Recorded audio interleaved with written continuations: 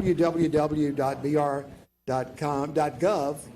Glad to have you watch this afternoon. At this time, here is the Mayor President Pro Tem of East Baton Rouge Parish, Councilman Brandon Noel. Councilman. Thank you, Dennis. Welcome, everybody. This Metropolitan Council meeting, Wednesday, November 12, 2025. We're going to call the meeting to order. Ashley, do we have a quorum? We have a quorum. All right, we're going to have the invocation and pledge introduced by Councilwoman Adams. Good afternoon. I'd like to call Mr. Wade Franklin to the podium to offer the invocation. Mr. Franklin, in keeping with our Veterans Day theme today, he is Director of Programs for The Boot, which is a nonprofit organization operating in Louisiana that helps people who have just left military service to acclimate and thrive in post-service life. So, Mr. Franklin, thank you for your service. Thank you. Thank you. Ask everyone to join me in prayer. Dear Heavenly Father, we thank you for this gathering as we meet to conduct the city's business and reflect on Veterans Day. On this day, we ask that you remind us of the blessings and freedoms we enjoy in this city, in the state, and the nation. We ask that you bless veterans that have been called to protect and defend this nation. May you continue to provide them a mission in civilian life, that they may be examples of selfless service to others. We also ask that you bless this council and impart your wisdom. May today be an opportunity to this city to do your will and honor you in all we do. In your son's name, we pray. Amen. And now I'd like to ask Mr. Asher Beal to come to the podium. Asher is a 6th grade student at Sacred Heart of Jesus School, where he is a class representative. So he is beginning his public service life. You can go to the, you want to say it from there? That's fine. And put your, I pledge allegiance to the flag of the United States of America and to the republic for which it stands, one nation, under God, indivisible, with liberty and justice for all.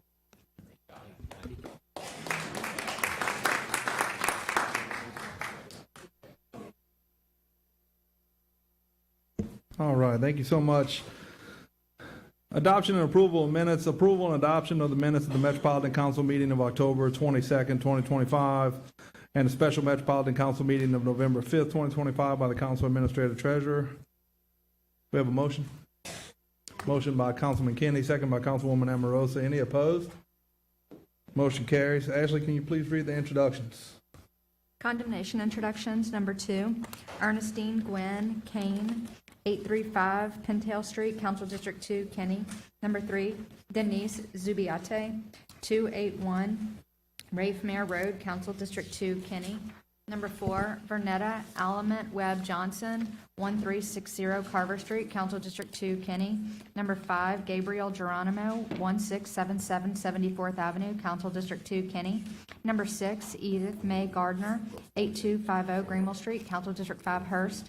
Number 7, Patrice Garrison, 6142 Matthew Street, Council District 5, Hearst. Number 8, Wilver Fuentes Osorio, 4918 Shelley Street, Council District 5, Hearst. Number 9, Mary Lee Washington, 4108 Provo Street, Council District 7, Harris. Number 10, Cyril Slaughter and the estate of Thelma Gray McRae, 4130 Pitcher Street, Council District 7, Harris. Number 11, Charlie Gray, 4122 Pitcher Street, Council District 7, Harris. Number 12, AR20 LLC, 4017 North Foster Drive, Council District 7, Harris. Number 13, the estate of Dorsey Johnson, 2930 Brownlee Street, Council District 7, Harris.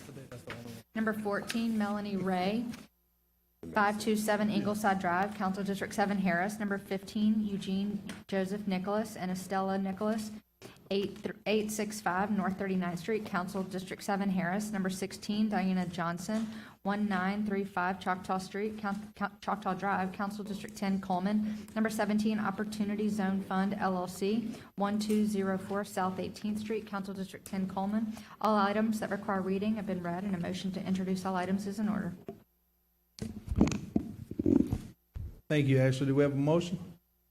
Motion by Councilwoman Amorosa. We have a second?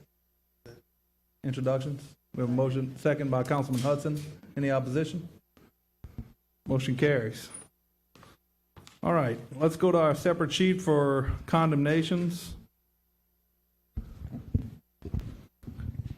Recommendations are as follows: to proceed with items 41, 42, 43, 44, 45, 47, 48, 49, 50, 52, 53, 54, 55, 57, 58, 59, 60, 61, and 62. 90 days on items 46 and 51, and to delete items 40, 56, and 63. I've got recommendations on item 48, 30 days, item 52, 30 days, and item 59, 90 days. Are there any other recommendations? Yeah, I need 47, 90 days. 47, 90? 45, 30 days, please. 4690. I already have that one. Okay. Anyone else?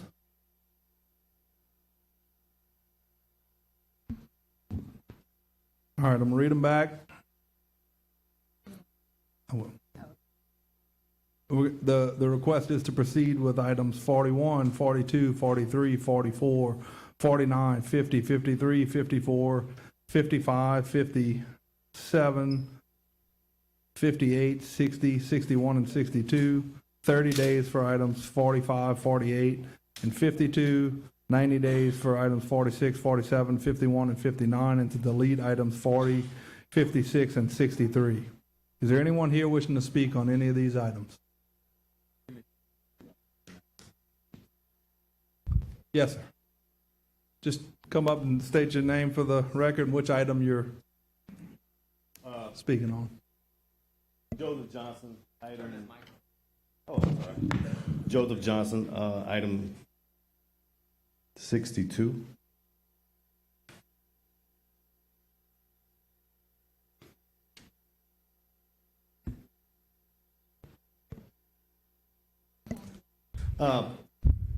Currently, I work with the architect and contractor.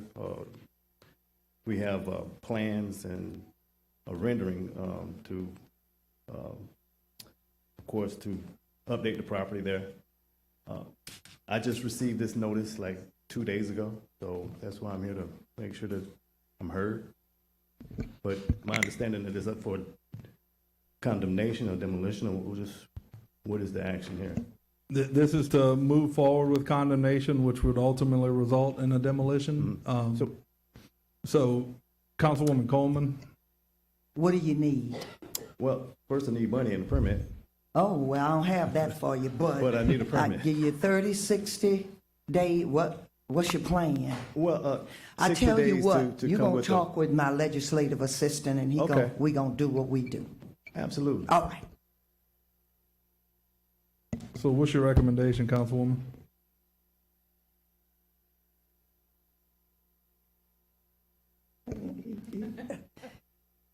So, I'm gonna give you 30 days. Within 30 days, you gotta have a plan. So in the meantime, talk to my legislative assistant. And that would be, okay. Thank you. Thank you. 60 days on 49, please. 60 on 49. Okay. Anyone else wishing to speak on any of these items? Seeing none, I'm going to read them back one more time, y'all. Proceed with items 41, 42, 43, 44, 50, 53, 54, 55, 57, 58, 60, and 61. 30 days on items 45, 48, 52, and 62. 60 days on item 49. 90 days on 46, 47, 51, and 59. And to delete items 40, 56, and 63. We have a motion? Motion by Councilwoman Adams, second by Councilwoman Coleman. Is there any opposition? Motion carries.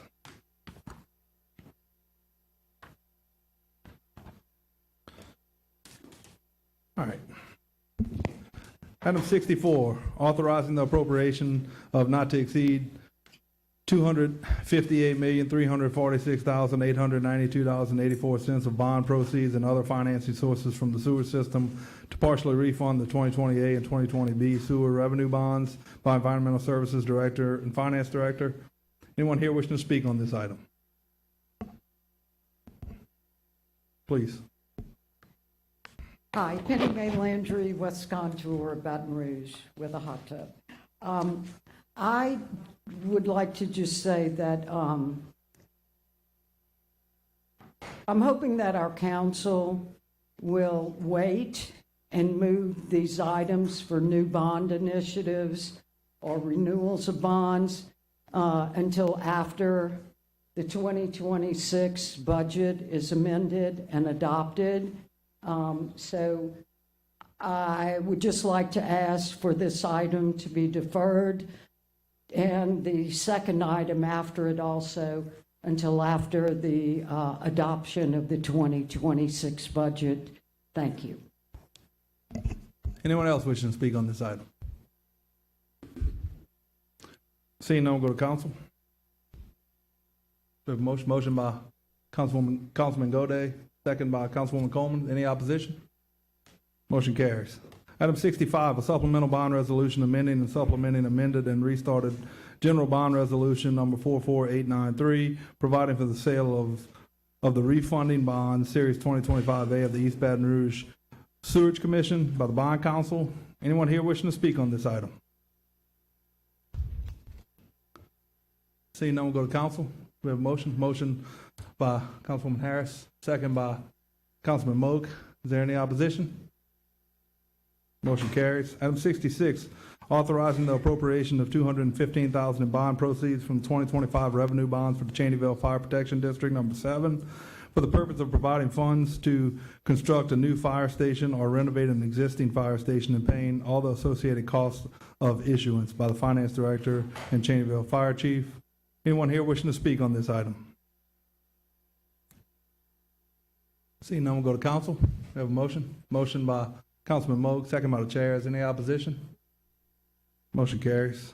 Item 67, amending the preliminary current expense budget and capital budget of the City of Baton Rouge, Parish of East Baton Rouge for the year 2026 submitted by the Mayor President, and adopting the final current expense budget and capital budget of the City of Baton Rouge, Parish of East Baton Rouge for the year 2026 by the Mayor President. No action will be taken on this item. The item must be recessed to the December 9th, 2025 Metropolitan Council meeting. This is just a necessary step of the budget process. Is there anyone here wishing to speak on this item?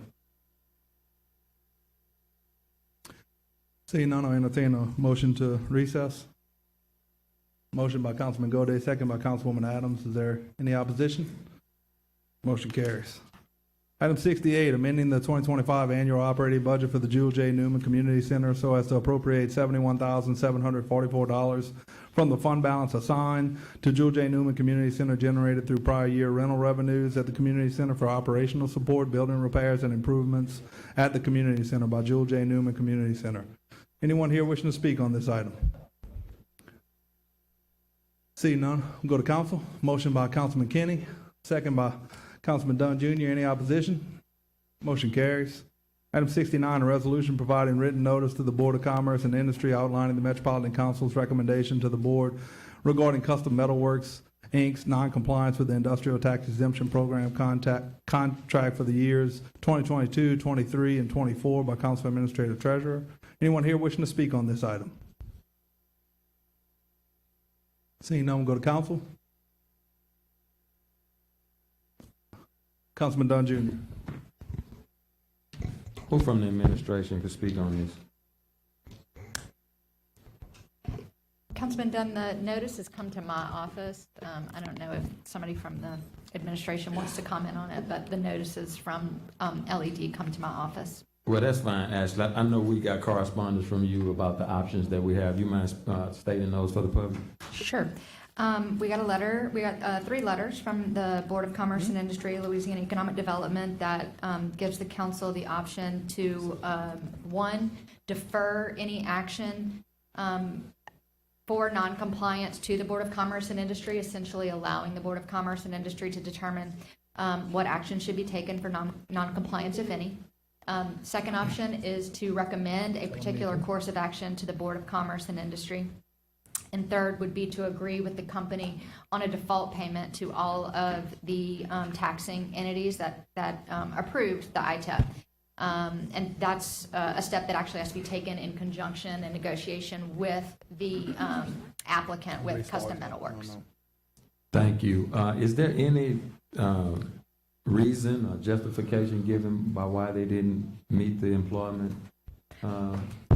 goal? We did, no. I can speak to it. I had a conversation with Jason Newell earlier from BRAC. He did reach out to the company.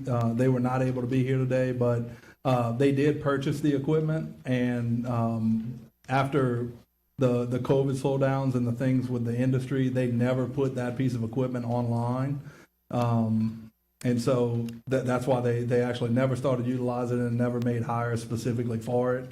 And, you know, they recognize that certainly still makes them not in compliance. They acknowledge that and, you know, but still have intention to use it. And in the future, I think will probably come into compliance with this. They just didn't get it online and kind of the industry made some shifts and that's what it was about. So. Thank you for that context. Ashley, what are the entities that abated the taxes?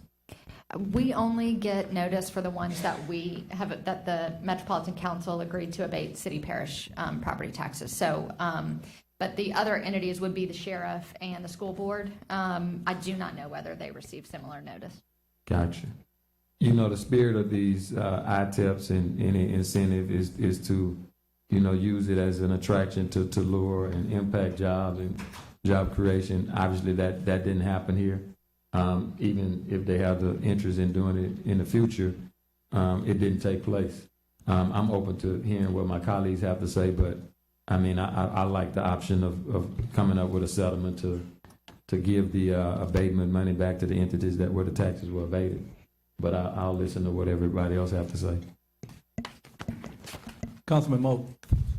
Yeah, I appreciate that. I know Mr. Clifford, I've known him a long time. I know his intentions are well, and I don't doubt that if it's something, since he's already got the equipment, that something that he could push later, whether he reapplies or not. But I would like the option number one to push it to the board and let them work out something, let us know what those are. I mean, I do think that he needs to pay those back, but if the board handles it, then there may be some options they can work in to where he can reapply later. Totally respect that he needs to pay back the ones that he missed or didn't make. And if he does that, then if they allow him the option to reapply later, if so chooses to use that equipment and the things that he was initially planning, possibly through better recovery, then I would like to see that option number one. Just a point of clarity, if we send the recommendation, attempt to make a recommendation that they pay it back, does that prevent them from applying in the future, Ashley? Not to my knowledge. The Metro Council can make a recommendation to Board of Commerce and Industry. The board could choose to disregard your recommendation. But I don't think coming to them with a recommendation precludes the company from future applications. If the, I guess just thinking about it, if they do reapply later on, with the rule changes and everything, we're not going to see that anyway. I mean, once we pass this off to them or they come up with something, even if they reapply, I mean, we're not seeing these things anymore anyway because of the new rules and stuff. Councilman Hudson. I'll give a little bit different perspective, I suppose. You know, I think that was always the issue with the rule changes that came out on ITEP was that it wasn't a great jobs program. Really, there's two components to ITEP in my mind. That is to spur investment in the industrial sector, and then to spur, and then the subsequent was jobs. And sometimes that doesn't always work out, and so we're left with this weird thing that happens whenever the economy makes changes. So my recommendation would be to either not take action or to you might have to restate the option so I say it correctly, Ashley, but either not take action or send a recommendation that we don't make them repay it. Because they did, and I'm saying that because they did make the capital investment. That's the major thing that we want to see is capital investment in the industrial sector. Councilman Hurst. You know, I reached out to BRAC in the past couple of weeks and just, or past couple of days actually, just talking about ITEP and the importance of it. and how good ITEP is good, but bad ITEP is bad. And as any good actor is good, any bad actor is bad, as long as they meet the requirements. And we start talking about getting a report from LED that they could come back and do more of holding people accountable to make sure that if they take the taxes from us, that they go into the right places to make sure that it does have the desired impact. One of the things that I want to see on future ITEP is job creations. When we start talking about the corridor in North Baton Rouge, and we start talking about the impact of the chemicals in the community and other things that happens like that, when you have a place like, I won't say names, but when you have companies that are good actors and employ a lot of folks, they help our economy out. One of the things that I want to see from ITEP, and even if they want to come back and negotiate with the council, is for the ones that come before us for jobs, let's make sure they're from our parish. Let's make sure maybe they're from the zip codes that surround these chemical plants, because they have the money to change the economy, but a lot of times they go other places, and they have the training resources to take somebody who's unskilled and make them skilled. So saying unqualified is an excuse. Maybe unskilled, but most people have the capacity to learn. So whoever advocates for East Baton Rouge Parish that represents the mayor's office on this council, that's what we need more of. Thank you. Councilman Moak. Getting back to this topic, is there anybody from the board here? Anybody that can speak on this? Councilman Hudson, I think you brought up a good point. I would think that, yes, they need to meet all the qualifications that they signed up for, signed on the dotted line and everything. But I guess one thing I would like to know is, will they keep the credits for the equipment that they purchased and pay the employee, tax part of it that was abated, But I think that, and we've had this discussion before with others, I know one we've sent it off, one we've talked about payment, one we completely forgave and everything, but I agree with you on the two different things. They made the investment, it's just the economy went south and COVID and everything else, so they couldn't do the employee part. So again, I think a recommendation of the board that oversees these things can make that determination on what they would owe based on equipment purchase versus the employee part. So my recommendation, make a motion to send it to the board for their final decision. Also, we won't be, we're not, I agree they need to be held accountable and everything, but we're not going to see these again. The state pulled everything back to them now, so we're just going to be told what ITEPs are out there. So I tend to agree. Again, knowing a little bit about this entity and having dealt with them in the past and hearing the understanding about what occurred here, and that's true. Councilman Hudson touched on it. When we have changes in the economy, businesses have to adapt, and certainly things change. And I think as far as us trying to quantify a reasonable recommendation to that body for what abatement should be returned, I think now that this body is dealing with this regularly and they're in the scope of seeing these often and researching them and approving them, I tend to agree with that recommendation to go ahead and just send the notice to the Board of Commerce and Industry outlining what occurred, making sure they're aware, and let them, if they see fit that a refund of the abatement has to happen, then I think they're going to be better qualified to quantify that and decide what's the reasonable approach. And I'd imagine dive a little deeper with the company to see if there's going to be if this equipment is going to be coming online, what's going to happen, and, maybe a penalty, but maybe not the entirety, because they are still, in fact, trying to do it. And as Councilman Hudson pointed out, they did, in fact, make that investment, too. So I tend to agree with the motion by Councilman Moak and the second by Councilman Hudson. Councilman Dunn Jr. I don't have any objection to that approach, and obviously with the the change of the law, it puts us in a different position because they're not coming back to us. But as Councilman Hurst said, I understand that there are two components, like Councilman Hudson said, the capital investment and job creation piece, and maybe the capital investment is a little bit more important to Councilman Hudson, but the job creation piece is as important to me as well, specifically for people who live in this parish and live in this city, and those who are directly impacted by these institutions and organizations. So I don't want to minimize the importance of the job creation piece, even with us not making a decision anymore and it being more on the state level. I still think we need to impress upon who's making the decision because they're abating our taxes. You know, we're dealing with budget issues right now and dollars leaving out of the door, what entities is getting those dollars. We need to impress upon them the importance of the value of our tax dollars of providing services for our residents. And, you know, job creation is a piece of it. So I don't want to downsize that or minimize that. The job creation piece is just as important as the capital investment piece, but I'm fine with letting the board who's making the decision moving forward make the decision on this. Okay, we have a motion by Councilman Moak, second by Councilman Hudson to, what's the verbiage? To defer action to the Board of Commerce and Industry. Is there any opposition?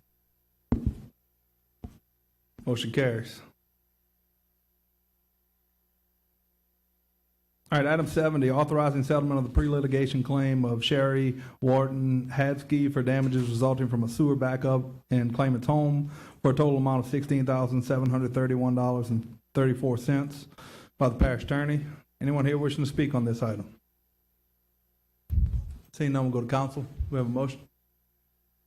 Motion by Councilman Goday, second by Councilman Hurst. Is there any opposition? Motion carries. Item 71, authorizing Mayor President to execute an agreement with the Luster Group LLC for demolition and abatement services package A16 in an amount not to exceed $58,075 by the Development Director. Anyone here wishing to speak on this item? Seeing no one, go to council.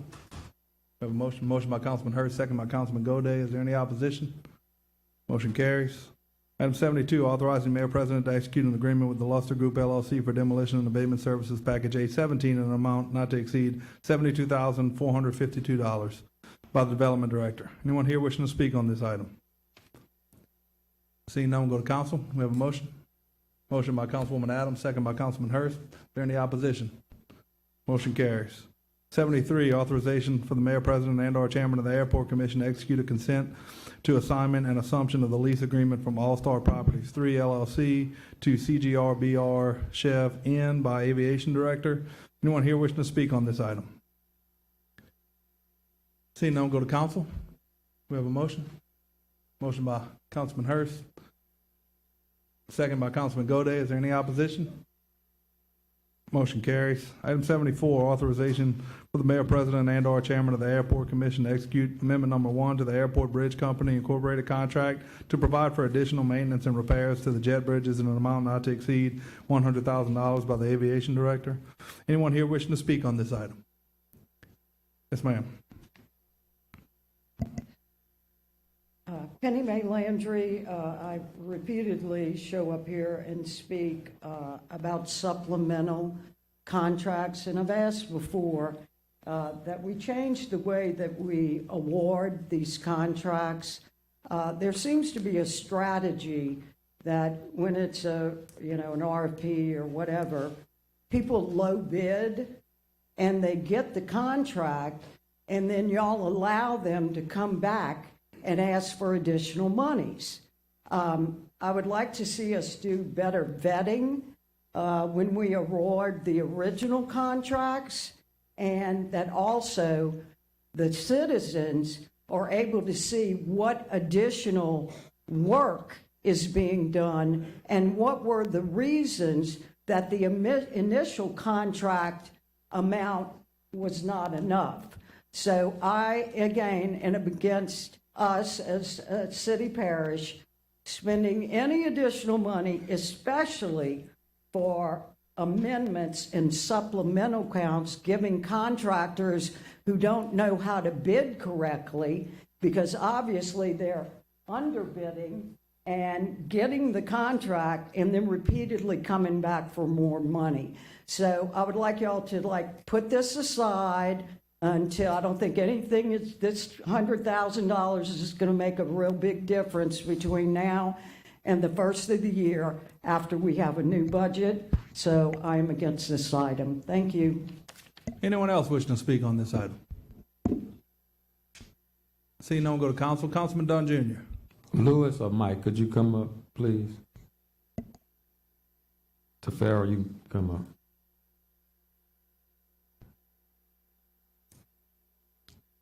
Thank you, gentlemen. Could you give us a brief history of the jet bridge? What does it do? How do we arrive at needing new jet bridges? And how do we arrive of needing to amend this contract on this jet bridge repair? Yes, so the jet bridges are the passenger loading bridges that the public uses to board aircraft at the airport facility. As you mentioned, the airport received grant funding last year to install 6 new jet bridges.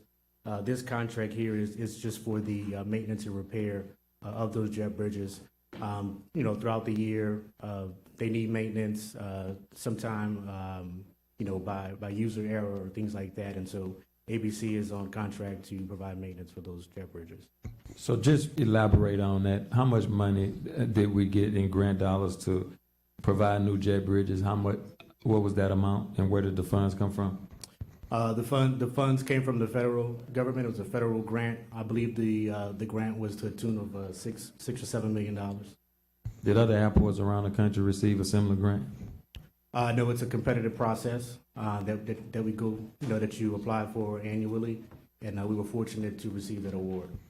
All right. And a part of having a jet bridge or any other heavy equipment at the airport, do you routinely have service providers on contract in the event that a damage or repair needs to be made to that? Yes, that's a common practice. Thank you. Tafaro, you want to add anything? All right, appreciate you. Motion to approve. Motion by Councilman Dunn Jr., second by Councilwoman Coleman. Is there any opposition? Motion carries. 75, authorizing the mayor president on behalf of the Baton Rouge Police Department to accept a grant award from the Louisiana Highway Safety Commission in the amount of $979,800 by the police chief. Anyone here wishing to speak on this item? Seeing none, go to council. We have a motion by Councilman Moak, second by Councilwoman Coleman. Is there any opposition? Motion carries. Item 76, authorizing the mayor president to enter into and execute agreements on behalf of the Office of Community Development with the following agencies in coordination with the funding received from the Louisiana Opioid Abatement Settlement to support mobile intervention, treatment, and recovery services offered by qualified professionals, support people in treatment and recovery while conducting community outreach and education strategies and workforce training in the amount of $405,866.93, includes $128,907.20 for City of Zachary, City Hall, $32,949, Zachary Fire Department, and $83,810.73, Zachary Police Department, and $160,200, City of St. George Baton Rouge Dream Center, and to provide counseling, treatment, recovery, and outreach activities in addition to case management and connections to community resources by certified substance abuse counselors to criminally involved persons in an amount of $257,000 by the Baker City Court, and authorizing the execution of all documents and connections herewith by Community Development Director. Anyone here wishing to speak on this item? Seeing no one, go to council. We have a motion by Councilman Moak, second by Councilwoman Coleman. Is there any opposition? Motion carries. Item 77, authorizing the mayor president to enter into a cooperative endeavor agreement with the state of Louisiana and to appropriate funding in the amount of $3,500,000 for the expenses related to the U.S. Bowling Congress 2025 Open Tournament from funding provided in the Major Incentives Fund from Act 1 of the 2025 regular legislative session by the mayor president. Anyone here wishing to speak on this item?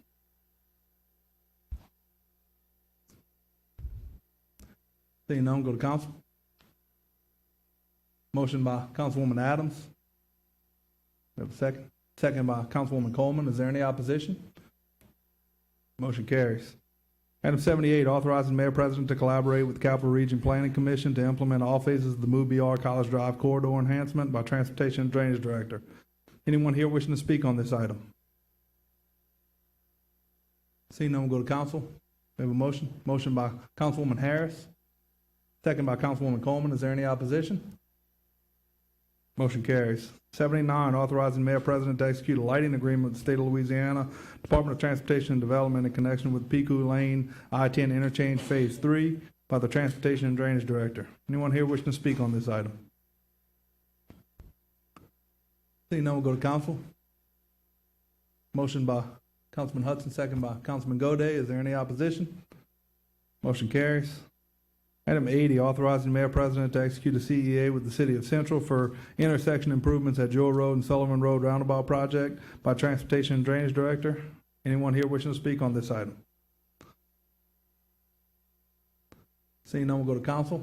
Motion by Councilman Moak, second by Councilman Kenny. Is there any opposition? Motion carries. Councilman Moak, they figured out how to use roundabouts there yet? We are roundabouting everything in the city of Central. You just go drive circles and get stuck in there. Fantastic. Item 81, authorizing the Mayor President to execute an intergovernmental agreement with the State of Louisiana Department of Transportation and Development in conjunction with the detour route for bridge replacement at Catalina Avenue by Transportation and Drainage Director. Anyone here wishing to speak on this item? Hey, Fred. Yes, sir. Thank you, Mr. Chairman. That item was approved at the last council meeting, so we needed to delete it. I apologize for having it on the agenda. Not a problem. I'm just glad to see it's a bridge not in District 1. So, Councilman Hurst. And I saw that bridge on Lower Zachary. I used to live there. It's horrible.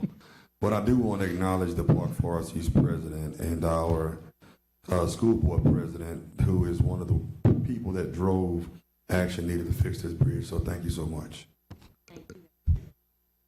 All right, I entertain a motion to delete. Motion by Councilman Moak, second by Councilman Hudson. Any opposition? Motion carries. Item 82, authorizing Mayor President to execute a contract with GEC Inc. for construction inspection services associated with MUBR Enhancement Project, Florida Boulevard, Segment 2, Corridor Enhancement, 22nd Street to Airline Highway, in an amount not to exceed $1.2 million by Transportation and Drainage Director. Anyone here wishing to speak on this item? Seeing no one, go to council. Councilman Moak. Fred, could you give a little info on this?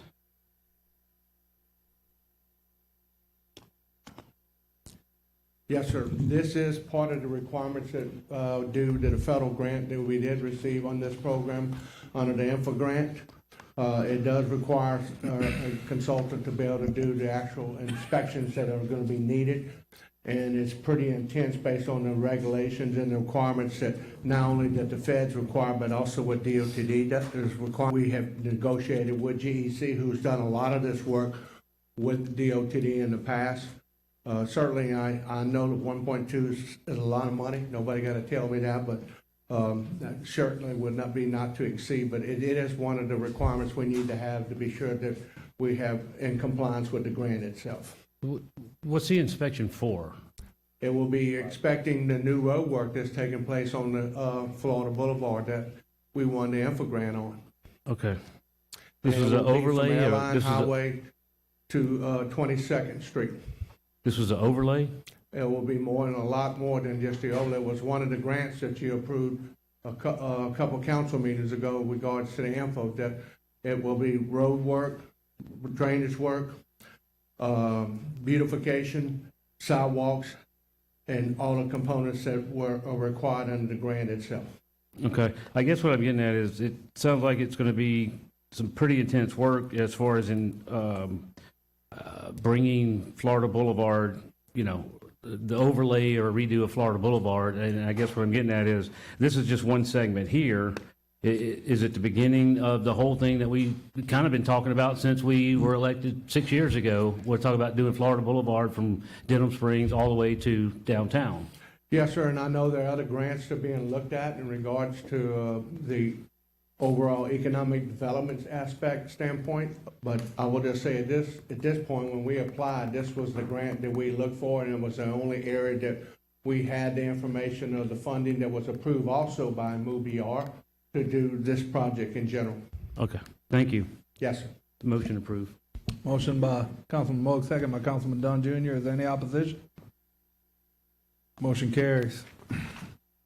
Item 83, authorizing the mayor president to execute a supplemental agreement with Temple Inc. for glance support and connectivity renewal agreement associated with the service agreement for the connection and service of school devices in an amount not to exceed $262,704 by Transportation and Drainage Director. Anyone here wishing to speak on this item? Seeing none, we'll go to council. We have a motion. Motion by Councilman Goday, second by Councilwoman Harris. Is there any opposition? Oh, Councilman Dunn Jr. Fred, you speaking on this one?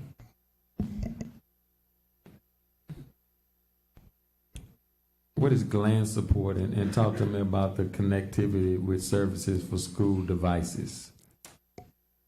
We're gonna watch everybody who runs through stop signs. No, I'm just kidding. In reality, the program is set up for all the school flashers that are set up within the system. There's probably over 250 that we have currently at this point. What it does is provide us the information, what's happening in the area. During that time, it gives us the flexibility to also change times when we need to without having to go out to the system and make those adjustments. The biggest plus from my standpoint is that if during weather events and the issues need to change, we can put the flashers on and put people on notice that the schools are being moving out at that point. So it's a real plus for us. It's something that we had before, but because of the upgrade of the systems that we've taken place in the MOVE-BR program, this is going to be another asset for us to be able to monitor it actually from the site at the transportation center and be able to make whatever changes we need to do appropriately. Gotcha. Thank you for that input. Yes, Motion to approve. We already have a motion and a second. Is there any opposition? Motion carries. Item 84, authorizing Mayor President and/or Brasco to execute amendment number 1 with Allen and LeBlanc LLC, construction services in connection with the annual parish-wide sewer repair and replacement project, resulting in an increase in contract in an amount of $146,832 by Environmental Services Director. Anyone here wishing to speak on this item? Seeing none, we'll go to council. We have a motion by Councilwoman Coleman, second by Councilman Goday. Is there any opposition?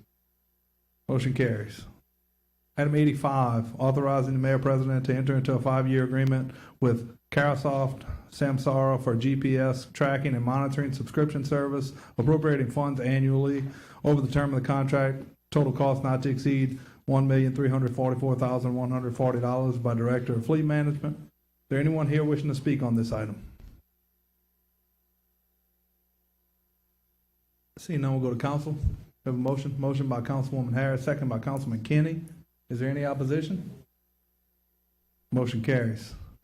Item 86, authorizing the mayor president to enter into and execute a professional services agreement on behalf of the Office of Community Development, Office of Violence Prevention with Dr. Juan Bartholomew and an amount of $75,000 for the term commencing December 1st, 2025 and terminating June 30th, 2026 by the Community Development Director.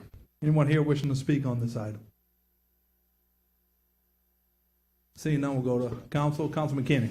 Hey, Chief LaDelphia, anybody from the mayor's administration, can somebody come and just kind of explain the scope of services Dr. Bartholomew will be doing through this contract?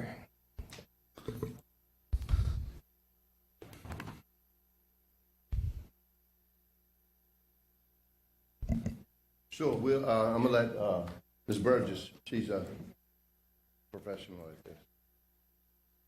So if you look at your contract and attachment A, it lists out everything that we plan for him to do. We wanted to make sure that you all had a good idea. So Dr. Bartholomew will be our research evaluator for the Office of Violence Prevention. So he'll do all our post surveys. He'll work with our national partners to gain all of our data, to do a end of the year program evaluation to make sure the work that we're doing is working. He's going to do the problem analysis to ensure that whatever is going on in the city of Baton Rouge, that we understand what the root cause of our problems are, whether it's a gang problem, whether it's a drug problem, whatever our problem is, to ensure that we are moving and targeting in the right direction. But he will calculate all of our data, all of our surveys, all of our community surveys, all of our school surveys, work with all of our community partners to do our work. So he will be our academic partner. He's done this work before in the city of Baton Rouge. He has all of the risk assessments that we may need, so there won't be anything that we as a city would have to purchase moving forward. He understands, how to break all of this down for us, so that will be his role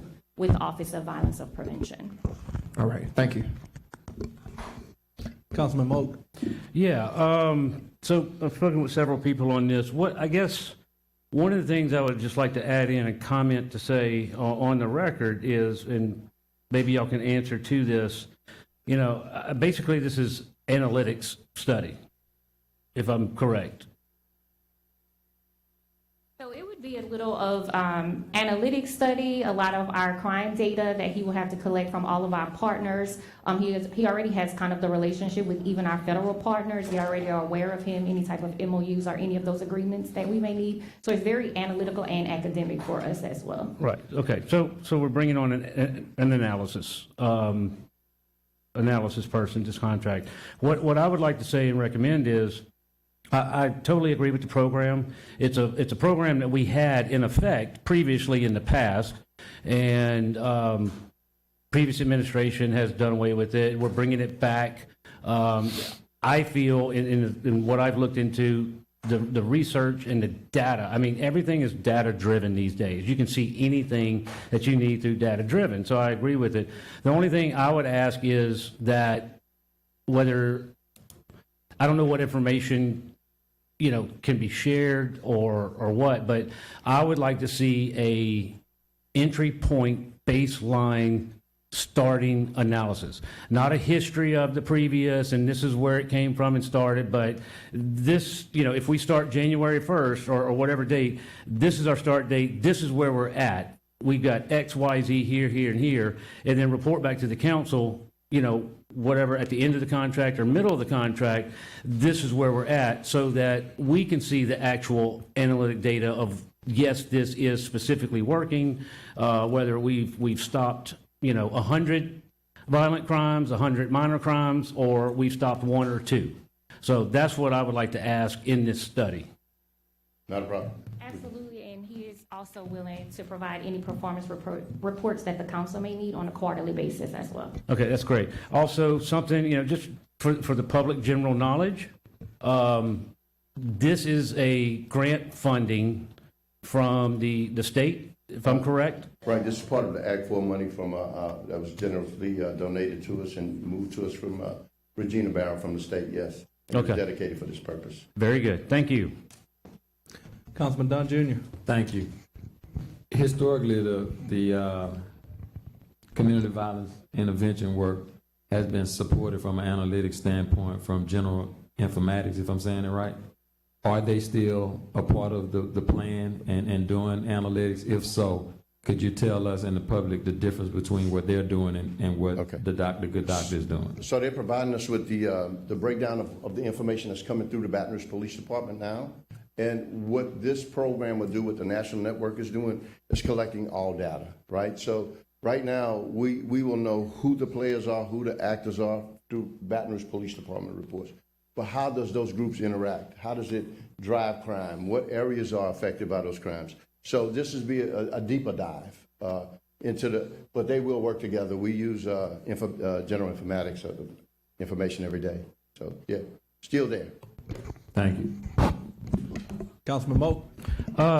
You mentioned the Baton Rouge City Police Department, but correct me if I'm wrong, in some of our conversations, this is not just a city thing. This is a parish-wide thing that all agencies, law enforcement agencies, or any tertiary agencies will be involved in these analytic data also, correct? Absolutely, but the information that Councilman Dunn asked about is a Baton Rouge driven. So that's why I was answering. Okay, but to the public, this is not a city of Baton Rouge thing that we're approving here. This is parish-wide that we'll be working with all agencies. Yes, sir. Thank you. Sheriff Department is fully aware of what we're doing, and yeah. Other municipalities, police departments and all? Thank you. Motion by Councilman Moak, second by Councilman Hurst. Is there any opposition? Motion carries. Okay, y'all, we're going to jump. So before we do 87, there's a request to have item 119, which actually deals with item 87. So this is an emergency item, receiving a report from the Revive Plank Road project by Bill Baton Rouge. Reason for the emergency is to allow the report to be given tonight. In accordance with Ordinance 16442, this item must be declared an emergency by 2/3 vote in the Metropolitan Council.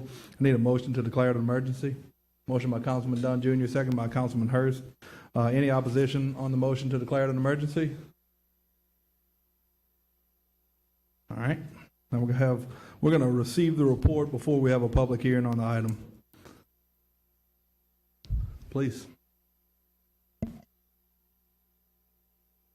Hi, good evening, council members. Deidre Deculus Robert on behalf of the Redevelopment Authority for East Baton Rouge Parish, also known as Build East Baton Rouge or Build EBR. Thank you so much for the opportunity to present before you today on economic development districts and strengthening our corridors in our communities on behalf of the Redevelopment Authority. So I have a PowerPoint presentation for you, but I'm not going to rely on it solely because you certainly have been provided a copy of this, or will have a copy of it. But wanted to rise before you this evening to talk about Redevelopment Authority work and our EDDs and economic development districts and the value that they bring to our communities. Of course, our mission at Build Baton Rouge is to promote equitable investment, innovative development, and thriving communities across all of East Baton Rouge Parish. We have tools that all of you I know are very familiar with regard to the legislation that enabled the Redevelopment Authority many years ago, such as our land bank, real estate developments, development districts, our public financing and incentives, urban planning, and of course, community engagement, where we know it all starts. What are EDDs? These are designated areas that reinvest a portion of new local tax revenue back into that same area. It's used to fund infrastructure, redevelopment, job creation without raising parish-wide taxes. It's established generally by local ordinance or state statute with clear boundaries and board oversight. It can be structured in a variety of ways to meet the local needs. Each district can have their own boundaries, their own governance structure, their own revenue tools that work particularly to those districts, such as sales tax increments, property tax, fee-based mechanisms that can drive revenue and investment into those districts. We know that EDDs matter in East Baton Rouge Parish because doing research, we recognize that there have been 22 created since 1987. Some of them are still viable and actively working in the parish. Some of them are no longer doing that. Why do they matter though, right? They matter because if they're structured well, with strong leadership within a community or a district where the people want this type of resource and revenue to drive their community investment, then it can definitely be transformative and a catalyst to do great work in communities. Benefits to a strong EDD. It encourages targeted, place-based investments where it's needed most, generally identified by the community that it's serving. Leverage existing public dollars to attract federal and private capital, because you know that you can match dollar for dollar and in some cases even more on the return of investment. It can provide a transparent and accountable structure for measurable community outcomes. And finally, to strengthen the commercial viability and equity across parish corridors, EDDs are significant work. How they work locally, just three that I want to highlight for you. Certainly we have the Downtown Development District, DDD, one of Louisiana's earliest and most successful models for mixed-use revitalization and urban investment.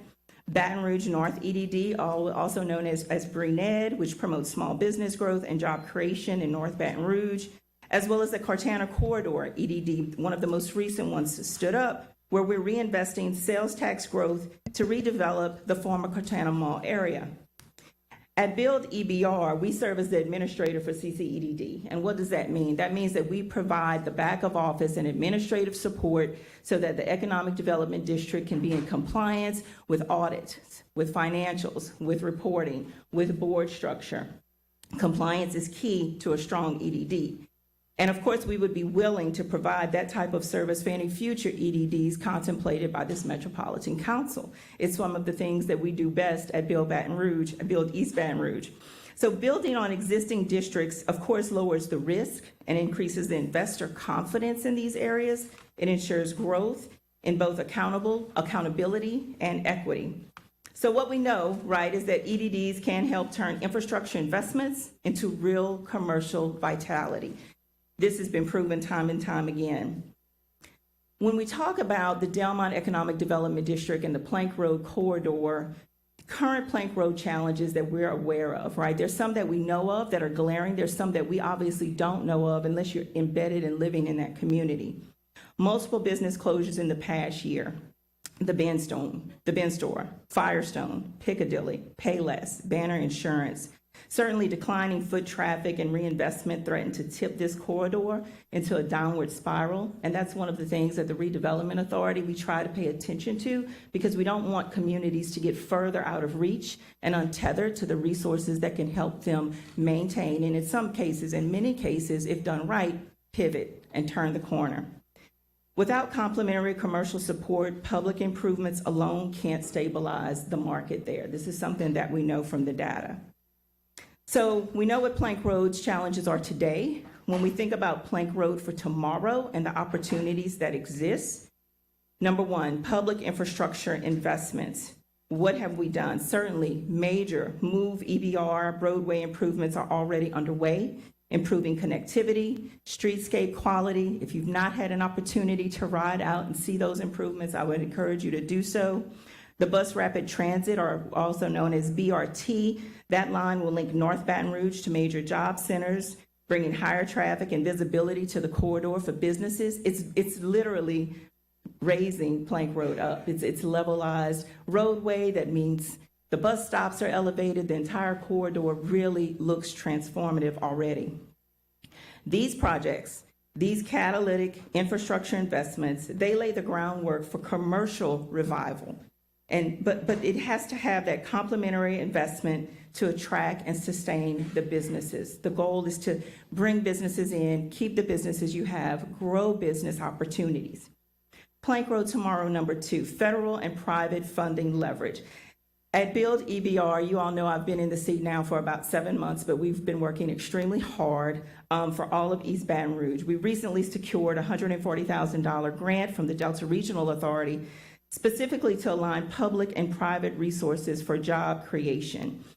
Plank Road was one of the identified corridors in that grant application. So we received that funding in order to do catalytic and targeted and intentional planning for job creation on the Plank Road corridor as well as the Scenic Highway corridor.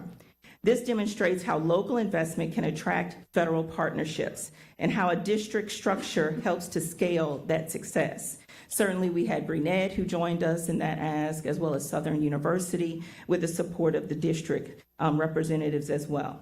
We know that EDDs also signal stability and they reduce risk, encouraging private investors to bring capital into the corridor, and it guards against displacement by using EDDs to promote inclusive, long-term growth opportunities and benefits for the people who live there, which are the people you want to ultimately reap the reward of whatever investment you pour into that community. Property control and coordination. In discussions around the Delmont EDD, there's been lots of coordination across sectors of business, government, community leadership, stakeholders, and different people at the table who want to see this community grow. Build EBR and CAFA, Capital Area Finance Authority, both own several parcels along Plank Road. I believe our coordinated effort in development is one of the catalytic drivers for property control and coordination on this corridor. These sites are being strategically positioned for mixed-use, housing, and commercial redevelopment work. By coordinating with property ownership and planning, we can create ready-to-launch projects on this corridor and in this community that can benefit from an EDD framework, where you have that dedicated revenue and funding that's going in and then coming back out into the community in ready-to-launch projects with partners who have property in the corridor. And certainly creative placemaking and facade readiness. It cannot be underscored enough how a community that looks better, feels better, does better, wants to achieve more. We have local partners that we are currently working with to develop a one-stop shop and app that's accessible by business owners in that community, a system where they can have a single point of entry for them to access facade programs, signage programs, improvement programs, Ready-to-implement program design ensures quick deployment once we have the funding secured, and these partners do have funding available. And pairing small dollar investments with creative placemaking like lighting that we saw this administration recently do on Plank Road. That investment was significant. Landscaping, public art. We just cut the ribbon, Councilwoman Coleman, this past summer on the Erie Street Echo Park on Plank Road, which is complimentary, it's visible, and it builds community pride. What we know in terms of how does it work, can it work, will it work, we do. We have a proof of concept on Government Street, right? Government Street's transformation shows how road redesign, placemaking, facade investment can reshape a corridor. Once seen as decline, it's now a thriving small business and dining district here. Investments in lighting, again, sidewalks, facades, art created an inviting environment to draw both residents and investors who want to be there, who see the commitment not only from the locals, but from people coming outside to help build it within. So what do we know? We know when infrastructure meets placemaking, people return and businesses follow. And that is the ultimate driver, to create business opportunities for the people who live in the communities, to create pathways to home ownership, pathways to building families and legacy and staying in the communities that we want to be in. I believe that people should be able to grow where they are planted, and that's what an economic development district does for a community. It allows you to dive into that community and pour into that community for their success. And so looking forward, when we think about the creation of an economic development district and we think about how that matches perfectly with partnership and collaboration across sectors of business, of community involvement, of stakeholders, to strengthen existing and future economic development districts, we know that it requires a clear strategic plan with measurable goals and annual progress benchmarks. There has to be a reporting on the work that's being done. To ensure regular reporting on jobs created, the dollars invested, and the measurable community benefit that comes from that EDD. Show us what you've done with this EDD. Promote community engagement, right? So that residents, small businesses, local stakeholders have a voice in shaping what that district's priorities look like. Monitor governance to ensure fairness, transparency, and balanced representation. That is critical. Certainly prioritizing leverage and return so that the aim, you are looking for strong ratios of public to private investment and clear fiscal impact. And then certainly to guard against displacement by using EDDs to promote inclusive, long-term growth and benefits for existing residents and businesses. At Build Baton Rouge, we've opened the doors to partnership. Build has Plank plus Scenic rolling RFP, so we currently have a rolling RFP on Plank Road because that's what we're talking about tonight.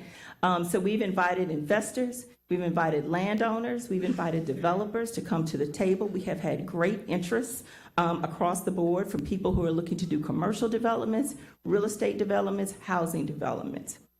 Key points that I think are the really crucial here is that a standing, flexible process that allows proposals year-round as opportunities and fundings arise is critical. So a rolling RFP is something that I think has to stay on corridors where we are trying to drive reinvestment and redevelopment work. You have to be focused on equitable investment, job creation, and corridor activation, which in EDD serves as a corridor activation catalyst, right? Once you have the EDD, then it signals to business and industry that you're committed to pouring into that particular community in ways that will benefit the business industry as well as the citizens. This, of course, demonstrates that Build EBR is ready for partnership with sites, processes, and policies in place and encourages creative public-private collaboration, which I think is absolutely vital. Public-private partnerships are really where community development work reside currently. In closing, and certainly I want to answer any questions that you may have, what we do know is that while EDDs aren't a silver bullet, they are a proven structure for channeling local, state, and federal investment in sustained corridor vitality. We know that when paired with transparency, community engagement, and creative placemaking, they can help to ensure that East Baton Rouge not only grows, but grows well. And I think the combination of targeted work being done on a corridor in a community that has been systemically disinvested in over the years, coupled with a progressive, well-thought-out, and managed EDD, like the Delmont EDD, could signal a transformative shift in a community that is currently at a turning point. And I think all of us at Build East Baton Rouge want to be part of that conversation. We want to be engaged in making that change happen. And I would love to see this become a model that any district representative or any community could replicate across East Baton Rouge Parish. What we know is that we've had 22 of them so far since 1987. Some very successful, some not as much functioning anymore, but certainly a tool that this community is familiar with and should certainly consider. Thank you for the time. I'll entertain any questions or comments. Thank you. We're gonna go ahead and have a public hearing on your report, and then if anybody, we'll turn it over to the council if they have any questions. Thank you. Thank you so much. Anybody wishing to speak on the report?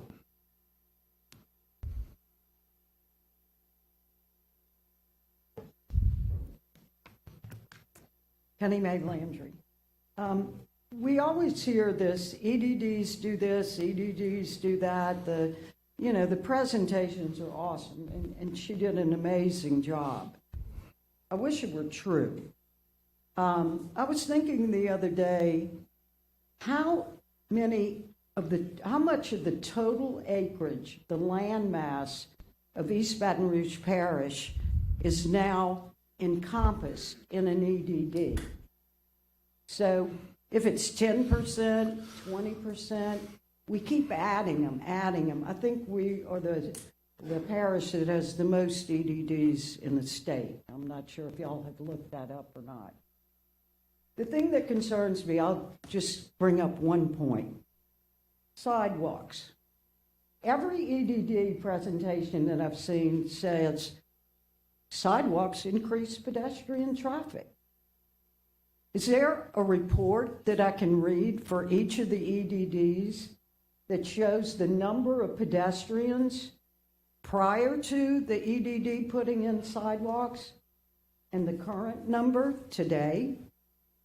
Is there a report on all of the EDDs that shows the exact number of money invested and the return on that investment? EDDs are, in my study of them, they're double taxation, okay? People pay property taxes and EDD starts, and then they have an additional sales tax, an additional fee, an additional thing. And it's all presented as things are going to be wonderful. Things are going to develop. Businesses are going to move in. A friend of mine told me a friend of theirs was thinking about expanding their business to Baton Rouge. So they came in for 3 days to kind of look around, see what was going on. They went downtown. Our Visit Baton Rouge office is closed on Saturdays and Sundays. I was downtown 2 Saturdays ago. 8 homeless people asked Ms. Landry, me for money. it's a public hearing on the report that was given. So on the report, we are being overtaken in East Baton Rouge Parish by EDDs, which equals more taxes, and from what I can see from the existing EDDs, very little actually comes back in economic development and in benefit to the citizens that live within those EDDs. When I lived in the Northeast, the EDDs were a joke amongst the people in New York and New Jersey because they were all run by cartels. Thank you, Ms. Landry. And That's I'm your time. beginning to think that maybe East Baton Rouge has that problem as well. Thank you. Just a reminder, this is about the report. There is an EDD item on the agenda that's next, and we'll have a public hearing for that too. But So wait a minute. Where do you want us to speak if we are? you can speak on both if you want, but one's about the report. The next item on the agenda is the actual item. I'm gonna speak one time. You want to speak on the actual EDD? Would you prefer that? The vote of the EDD. That's next. That's next. Okay, we'll do that. We'll have a public hearing there. Anybody else want to speak on the report? Please. Good evening. Good evening. Seems some familiar faces in here have been had to dust my suit off. I wore it for a long time straight, and then I saw this on the agenda. I wanted to come and provide some comment. My name is Marcus Williams. I'm an architect here in Baton Rouge. I am coming up to speak on both items. We volunteered to do some of the renderings that you'll see. I've got a lot of experience in community development and renovating projects in the Plank area. We've been open for, I've been doing this for 20 years, mostly this type of design. Prior to this, did a lot of planning with the East Baton Rouge Parish School System for their tax plan and their flood recovery. So we had to touch a lot of buildings and other interests in the North Baton Rouge area. Some notable projects that I was specifically involved in was the renovation of the Struma High School campus at that time, the flood recovery and renovation to the Glen Oaks High School campus.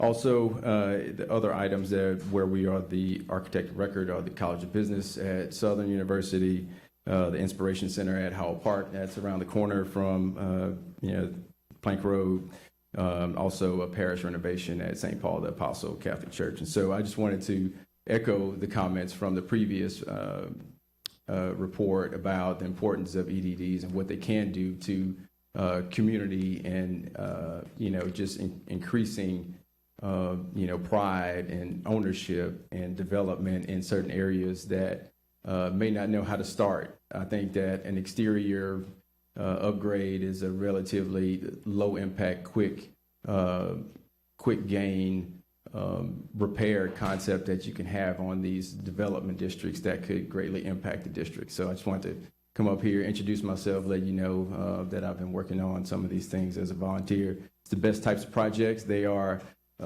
projects where we get to do renderings with no budget. So we enjoy doing it. It aligns with our principles of the firm. So thanks for the opportunity to do that, and just want to come and support. Thank you, sir.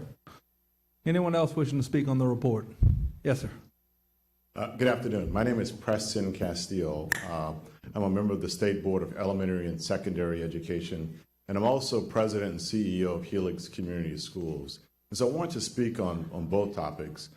First of all, let me just thank and congratulate Councilman Cleve Dunn. So with Helix, because of Cleve Dunn's leadership, we've opened a school when no one ever thought it was possible, Helix Aviation Academy at the Baton Rouge Metropolitan Airport. We started off with 50 students, and now we have 650 students who are now learning pathways into aviation. Kids in North Baton Rouge who we thought would never, ever imagine such things, but now they're learning to fly. They're learning to do things that we never, ever could imagine. I think one of the best things that ever happened to this community is that Build Baton Rouge hired Deidre Robert. The vision that she's bringing, the hard work that's happening, not only in North Baton Rouge and the plan that's being presented, but all over this parish. When I look at all these councilmen and women and what you're doing, the opportunity to have a huge impact in North Baton Rouge is incredible. We recently bought a building at 7701 Plank Road in North Baton Rouge at about $15 million. We are making investments into that community, and we're so grateful that you are being leaders in this area and bringing incredible projects. Councilman Darrell Hurst, thank you for inviting me and continuing to partner with our schools, education, community. I think that the children today, who will be the adults of tomorrow, will benefit greatly because of all of your collective leadership. And I can't thank you enough, Councilman Kinney, what you're doing in North Baton Rouge, Councilwoman Coleman, which you all have been just great, great partners working with us in this community. So I hope you continue to make really, really great decisions.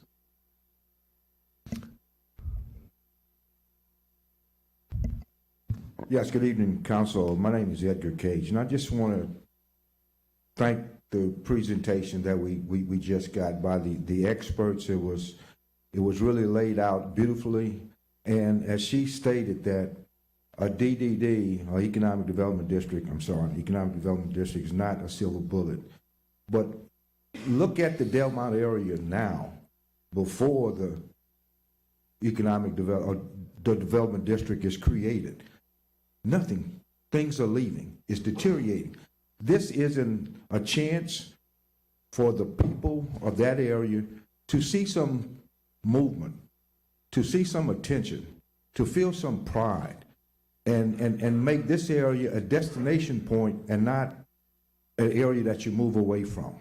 So I really appreciate the report, and I hope the council sees the vision and that this could be a model for every area that needs it. And it's something that not coming to the parish to do, the residents take it upon themselves to do it. So let them control their own destiny. This is what they want to do. Thank you. Anyone else wanting to speak on the report? Yes, ma'am. I just want to say I have lived in North Baton Rouge for a very long time. I have seen Plank Road and that area, Delmont, just go down. And it feels so good right now to see what's going on and what our councilman trying to do to help us out. I can't explain how I feel to see that this may be coming back again, that people want to come in our area and not go away from it. I have seen business that was there that just fade away, and it's just good to be able to see this come back. Yes, ma'am. Can you give us your name for the record, please? I'm sorry, Dorothy Thomas. Thank you, Ms. Thomas. Okay.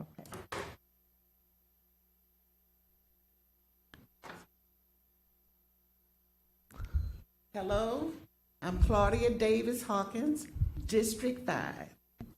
As Ms. Thomas said, I've been in District 5 for about 46 years, and I've seen the businesses come and go.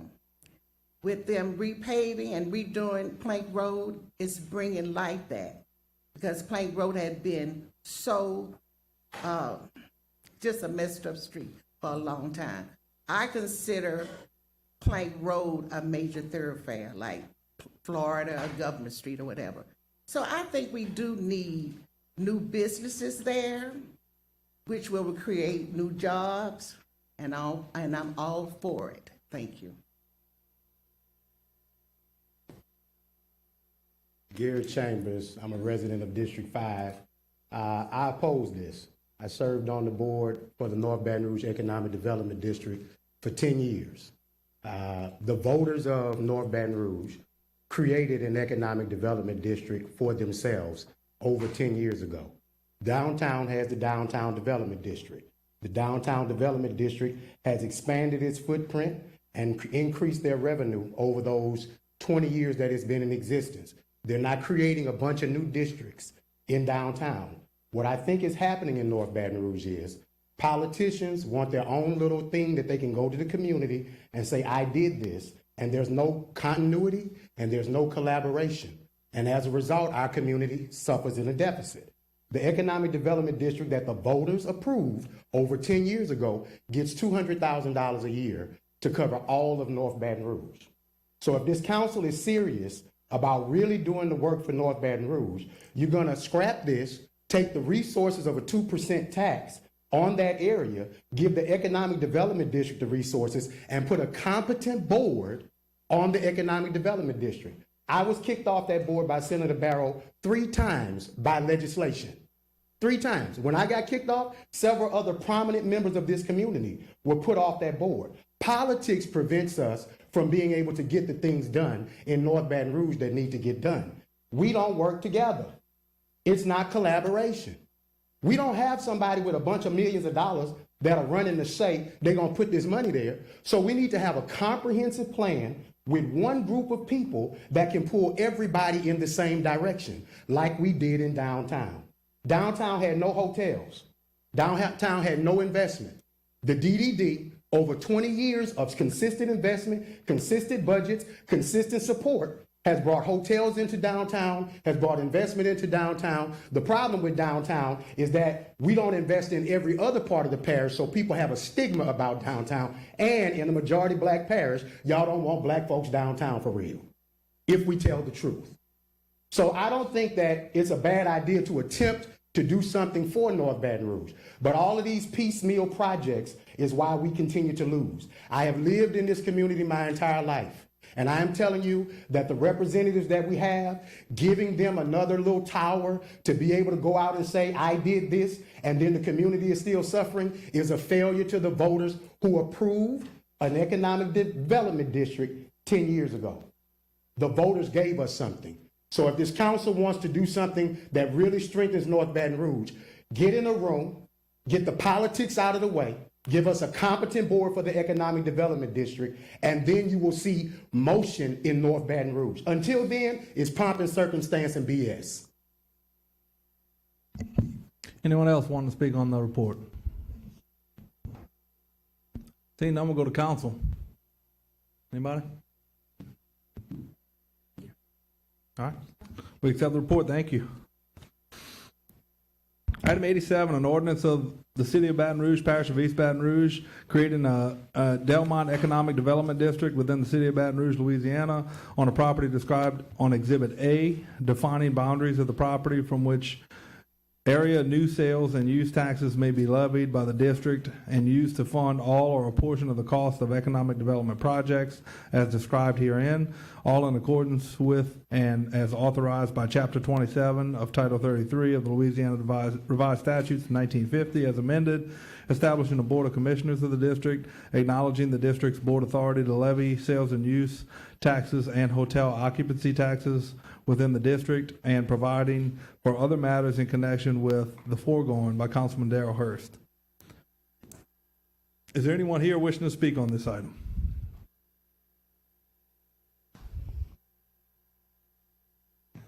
Thank you, sir. Chief T.J. Morris, Baton Rouge Police Department. I want to first thank Councilman Hurst for all the conversations he's been leading when it comes to this Economic Development District. I pulled some stats at his request for that area, talking about Plank Road from Evangeline to Airline, that whole corridor, about 3 or 4 blocks off each side of Plank Road. So far, year to date, Baton Rouge Police Department has handled 3,575 calls for service where file numbers were pulled in that area.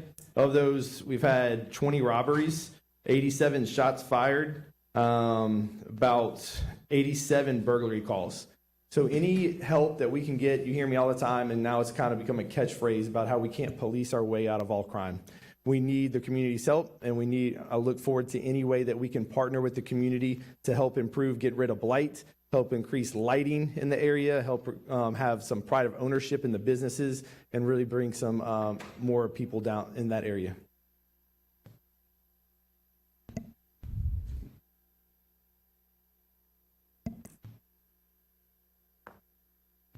Good evening, and thank you to the members of the Metropolitan Council for allowing me the opportunity to speak today. My name is Kai McFoling, and I am a proud student at Southern University.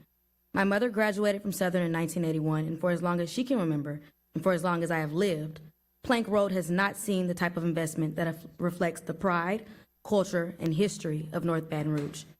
Growing up, and even now as a college student, I've always felt the gap. Before I had a car, something as simple as getting food was a challenge. My friends and I would wait for DoorDash from across town, or we'd have to travel closer to LSU because that is where the options were. Not because we wanted to, but because we didn't have a choice. When we wanted to celebrate, eat together, or simply feel a sense of community, we couldn't do it near home. We were forced to commute, deal with traffic, or settle. And the message that sends to young people, year after year, is that North Baton Rouge is not worth investing in. But we know that is not true. We know the value here. We are the value here.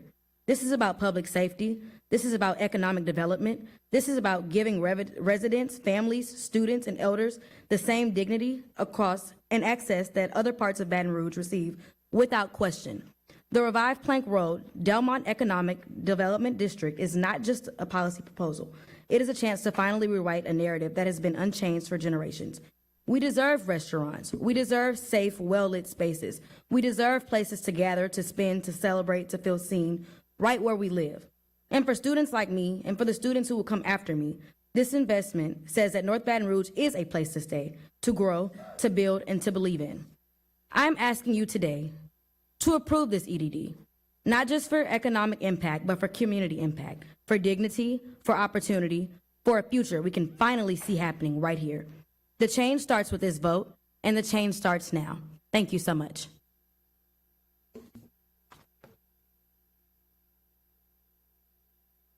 Good evening. I'm Tyra Banks. I grew up off Plank Road, and I currently live in the area, and I'm very comfortable paying this tax.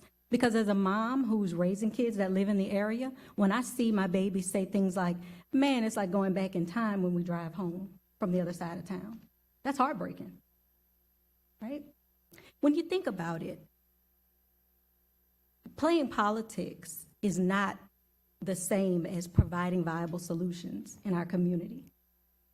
So I've had the honor of serving as a council aide here. Prior to moving back to Louisiana, I spent time as legislative aide and staff assistant for a congresswoman from Illinois, Jan Schakowsky. I'm a former NeighborWorks trainer, so I've taught EDDs. I've taught block community development strategy across this country and even in Belize. So I can tell you that these models work. Through all my work, I've seen one truth hold steady. When a community invests in itself, that is what pays the dividends. That's where the ripple effect starts. So imagine money from an area reinvested directly in that area. Think about the things we could have. A viable merchants association that receives support, lighting, storefront improvements. So this is not just putting lipstick or beautification on something. This is incentivizing growth. In Hannah City, Illinois, they created a similar district to improve their corridors. 3 years after they created it, where they invested in redoing older buildings that were dilapidated, that invited new growth. New businesses settled in those buildings. It took away some of the barrier to entry to move into those communities. In East Aldine, Texas, which is just outside of Houston, they passed a 1-cent sales tax, y'all. Not even big. But years later, they were able to fund trails, lighting, a city center, which is like our town center. And now they see an increase in youth programming. They see an increase in businesses that have been retained there and businesses that are moving there. They even host festivals and events in a community that was once forgotten that brings people back to that community to shop and eat even after those events are over. So this isn't about storefronts, y'all. This is about stability.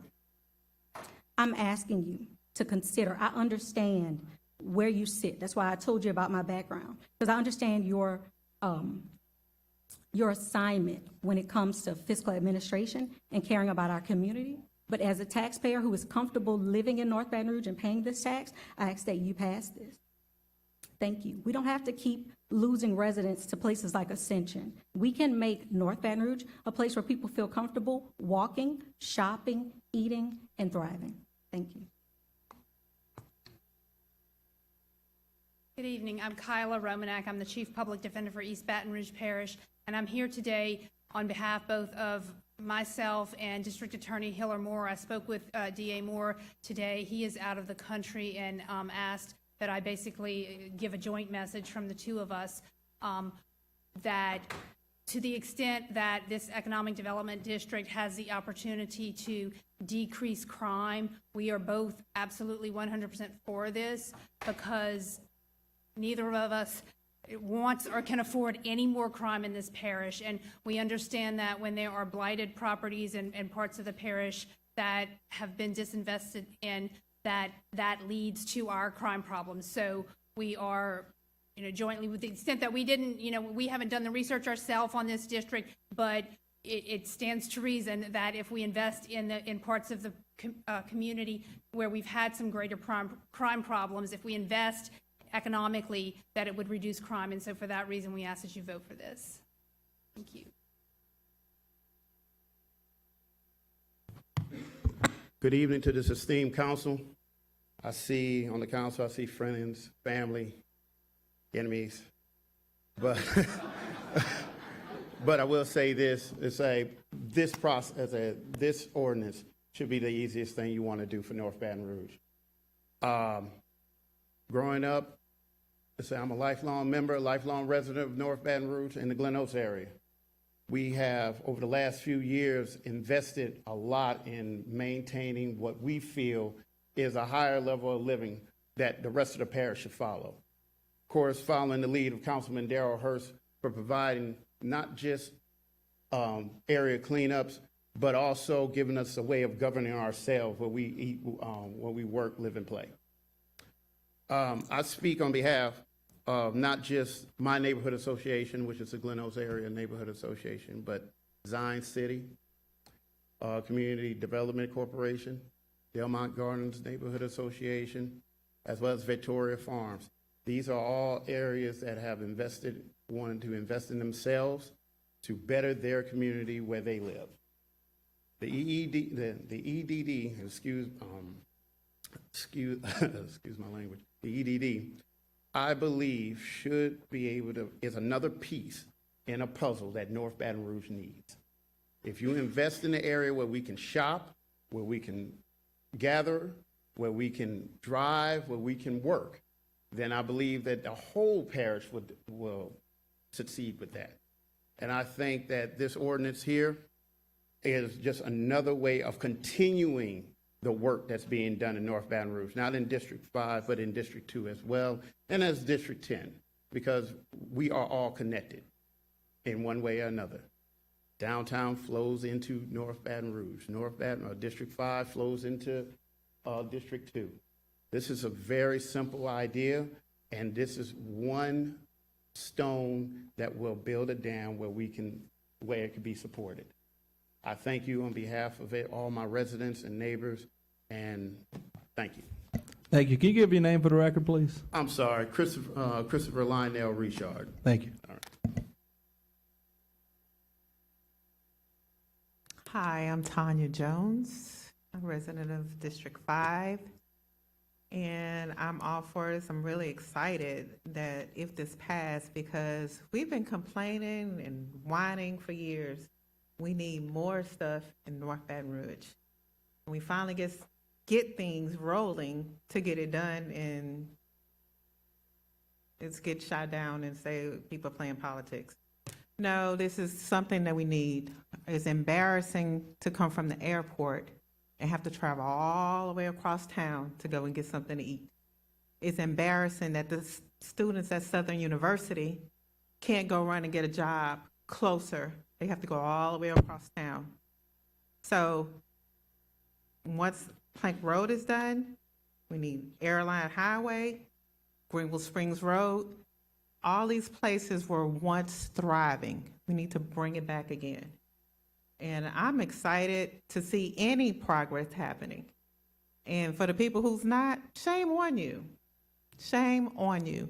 Because we can't have one side of town looking fabulous and the other side is just dead. It's just not fair. So I want to see things happen in District 5, District 6, District 7, 2, all y'all districts. I mean, we need things to happen all around. Like I said, it's too close to the airport. People coming in. I used to work at the airport.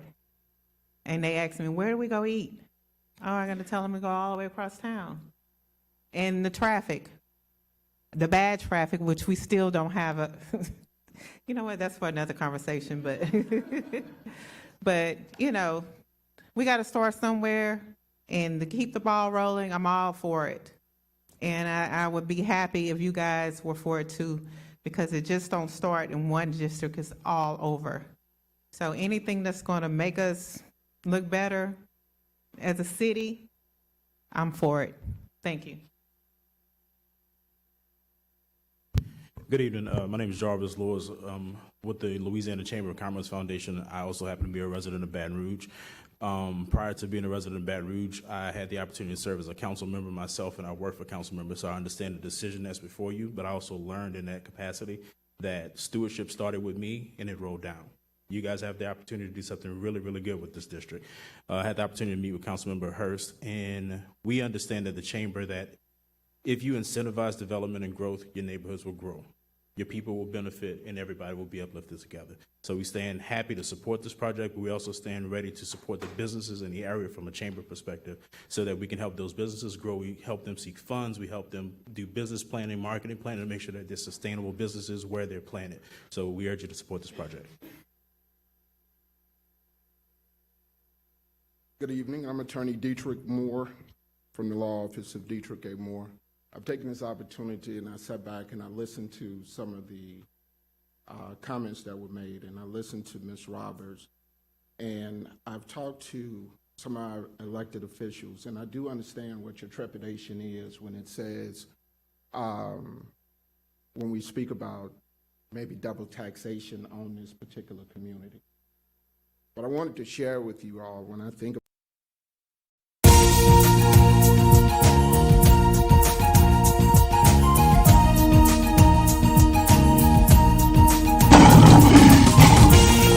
It is a great day to be a Lion. And if nobody told you they love you today, baby, we do. Let's go get it. Hello, my name is Journey Taylor and I'm a sophomore at Capitol High. Thank you for watching In the Den show on Lions TV. We're the only high school in the city that produces their own TV show that airs on local TVs. Today we have a great show for you that's full of special guests. So sit back and enjoy the show. We'll be back after this break.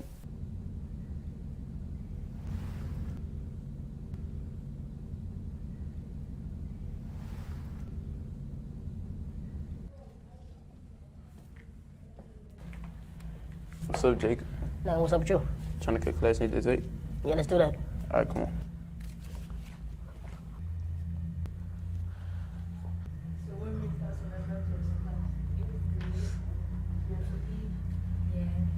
Yeah, what's up, y'all trying to hit this vape with us? Yeah, make your body feel good. No, I'm not putting that track inside my body. I'm not either. Did you know vape can cause lung damage and increase your chance of a heart attack? Yeah, that's right, and it also causes organ damage and addiction. I didn't know that. I ain't know that either. Thank you for telling this. Stop the vaping. Welcome back to our show. I'm Journey Taylor, and I'm here with our special guest, Congressman Cleo Fields. He's the representative of the 6th District of Louisiana. Congressman Fields, thank you for taking time out of your busy schedule to be with us today. Well, it is an honor to be with you, Ms. Taylor. I've always wanted. when we see these things come before the city all year long, every single year, it's about whether it's a fireman, the police, the district attorney's office, the public defender's office, and we don't run from those things. We face them head forward and we make a decision on whether or not we're going to support those things. It's time to truly get outside of ourselves and do something unconventional and support this poor area that we call North Baton Rouge. Thank you for your time.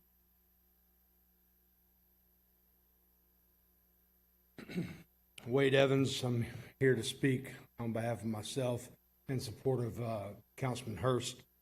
Look, we know that the best way to increase equity in a neighborhood is to reinvest in that neighborhood. We know that we have budget problems everywhere in government. And this idea will give us dedicated funding to reinvest into this area, to increase necessary safety patrols, to increase necessary grass cutting maintenance and edging of the concrete and picking up the litter. These are things that help people to have pride in their neighborhood. The only way you're going to redevelop an area that's downtrodden is to increase that civic pride, to increase the equity of those that are in the neighborhood. And those of us that shop in the neighborhood don't mind spending another $1 per 1,000, or per 100, if you will. In my opinion, this makes sense. I support it. I sent a letter to my councilman. But more importantly, this is more of a visionary thing that we need to consider. If you look at the city of Central as a microeconomy of what can happen if you reinvest the revenues that are generated there. You can do the same thing with every one of these EDDs. And the intent of the EDD is to take the revenue generated through that declaration and reinvest it there. So you can have the intentional control, the intentional investment. And so I would encourage you to think outside of the proverbial box. The concern of the extra taxation for the people of that district, I would argue that there's a proclivity of check cashing places and pawn shops in areas that are downtrodden because the people who live there tend to need the money from them. And they make way more money off of them than we would on this additional tax that could give opportunities to the people who need it the most. So I encourage you to support it, and I appreciate your time. Thank you. Mayor Evans, is that a City Parish ID badge on you there, sir? Yeah, so, yeah, Councilman, I have a key to get in the building. Oh, okay. Relationships matter, sir. Yes, sir.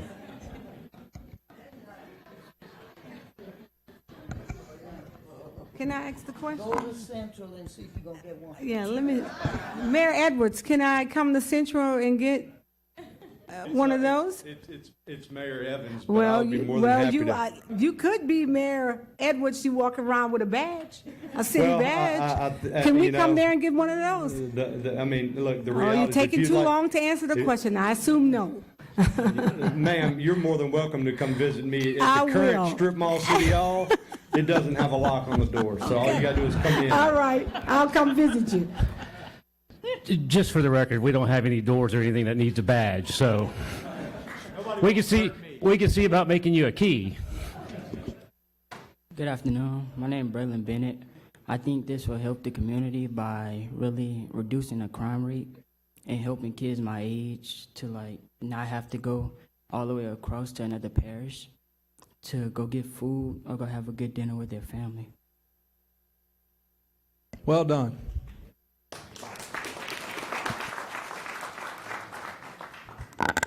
Good evening. My name is Martha Davis, and I'm here to encourage you to support the Delmont Economic Development District. When I was in college a long time ago, I remember Plank Road being a thriving area. I did not have a car then, but I remember going shopping with my sister-in-law at Shoppers Fair in Woolworth. I also remember shopping at Western Auto. I remember the sadness I felt when those stores closed. I'm sure there were other businesses, I just don't remember them. I see other areas of town being revitalized, and I think it's time to revitalize the Plank Road area. I rarely drive on Plank Road because I don't like my car shaking and bouncing because the street is so deteriorated. There is finally construction to overlay the street, and I think it's time to revitalize that area so there will be a reason for people to drive on Plank Road. Businesses will not be attracted to an area that is declining. With this project, jobs will be added, property values will increase, and once the area improves, people will come. Once people come, businesses will be attracted to the area. That is why I encourage the Metro Council to support this effort. A win for the Delmont District is a win for Baton Rouge. Thank you for your time and consideration. My name is Lori Melanson. I'm the president and CEO of the Greater Baton Rouge Economic Partnership. You might remember us as BRAC. I just come to say that we support this EDD. We worked with Councilman Hurst on it, and we believe that it is a good thing for the future of the parish and the community. Good evening, everyone. I'm Chris Meyer at the Baton Rouge Area Foundation. Councilman Hurst called several months ago to talk about this idea, and I told him when he called that we were all in to help in any way we could. I think whether this is the exact right format or not, I think the point that we are trying something innovative, that we are working on reinvesting in communities by any means possible. It's something that the Baton Rouge Area Foundation wants to be a part of and help in any way we can. So again, whatever disposition, whatever way we go forward, however this needs to be designed ultimately, I think we should certainly applaud the effort to focus reinvestment, focus redevelopment, focus on safety and all the things that we can reinvest in now, and bringing these new unique tools, as Deidre so well laid out earlier from Build Baton Rouge or Build EBR. I think it's really, really important that we come together as a community in all of our areas. And so I make that commitment to each and every one of you. Anything we can do to help bring a more thriving and opportunity-filled future for Baton Rouge. The foundation wants to be a partner, and I certainly applaud the creativity in this design and the investment it could bring. So thank you. What the little boy did, he just leaned it on over. Hey y'all, how y'all doing? I'm surely someone is going to be upset with me today. I love the fact that you all want to come together to build a 15-minute smart city, because that's what that is. I understand that we have a lot of issues going on in this state, in this city, but the things that you guys are pushing is not what you think it is, I promise. And currently we have a lot of issues at hand. We have a digital biometrics ID system that's being pushed on the people that a lot of people feel like we cannot do anything about it. Excuse me, sir. I'm not done. Can you address the council? Sure. Stand behind the podium and look at the council. Okay, sure. The microphone so everybody can hear I on got who's you. watching online. I Thank got you. you. So And it's not about, this is not about protecting kids. That I know that's what the regime is. It's about protecting kids. That's not what this is. Can you press it? This is, and it is absolutely draconian. It is against the people's right. Okay, we have a 1974 Privacy Act that it is against. Okay, and I'm ready to get up out of here. I'm sorry. I'm moved to tears basically because. Okay, so it's. I know I look crazy. Please don't tell me nothing. I know, but please don't give us no 15-minute cities, no digital biometrics ID systems. I understand that we want to live safe. I understand we want to protect our kids. Yeah, I want to do that. But this is not the work of the Lord. I just want to say that. So for anybody who stood up to pledge to the allegiance, you don't know what you was pledging to. You were supposed to be pledging to a republic. That means we're supposed to be free. Most of you up here are probably Democrats. Okay. So, thank you so much for listening to me. Please think about what it is that we are doing. Thank you so much.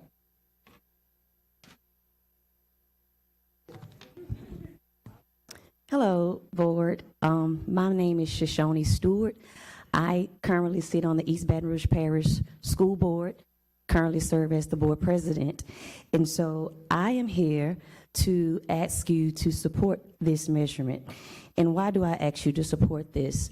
The school board, along with city parish and of course Metro Council, we've been partnering and collaborating and having discussions about how we can work together for the community as a whole.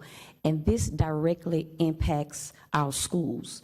It directly impacts the investment in the facelift of renovating, giving pride to the students around and in that area. There are several schools in and around the Plank Road area. And as a result, we as a school system are revitalizing things within our district as far as buildings, empty spaces, currently working with Rebuild as well for that purpose. And as a result, we have identified that if we can help build and create an investment within the area of our schools, it then helps with the motivation and the economic value that helps our families thrive. That's what we want. We would like to do that because that directly impacts our students. When we give pride and revitalize and invest in the community and the areas around us, it directly affects those children. When children see that their families and their parents are thriving, they have jobs, they're doing well in their households, that helps them. We have an issue within our schools with stability within the northern part of the parish. Nobody wants to go to the northern part of the parish. Why? Because of the dilapidated look, the face front of things. People want to see the shiny, the new. It's a motivation. They want to be in an area where they feel comfortable, they feel safe. They want to feel like they're valued. People feel valued when things around them look like they belong. They feel like they're in the right space. And so as a school board member and as the board president within leadership, we have been working and asking you guys to help us help the community. It's a joint effort. Our students are one of our most, I can't stress how important the value of our students are. The value in trying to uplift them, letting them see that you care about their surroundings, their community. That directly impacts them and lets them know that you care. I have property in around the Plank Road area, so I personally don't mind the increase. And so with that, I ask that you help the students of East Baton Rouge Parish, of the northern part of our parish. That's an area that we as a school system are working on, so we ask that you support this. Thank you, guys. Thank you.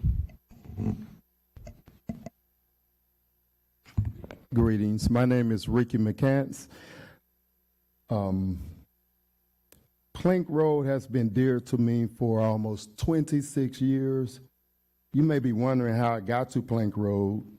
the year of 1999, I opened a summer camp housed at Weller Avenue Church with 200 kids. Got kicked out because I wouldn't make certain people a partner.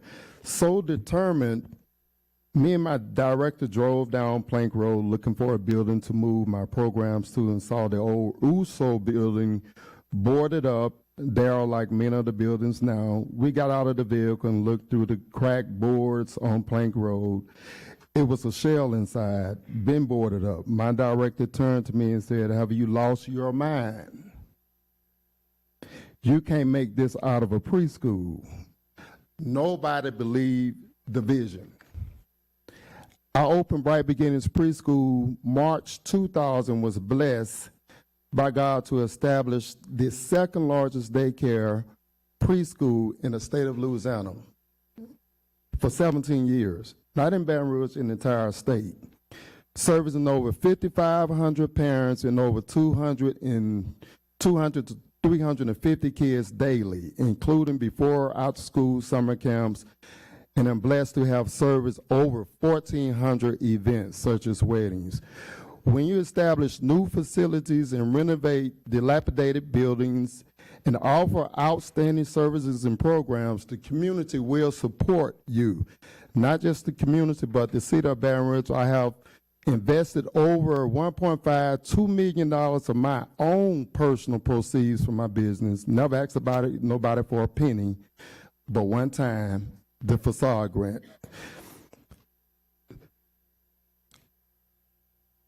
Why invest that much? People would ask me, why invest that much money on Plank Road? My response usually would be, why not invest that much money?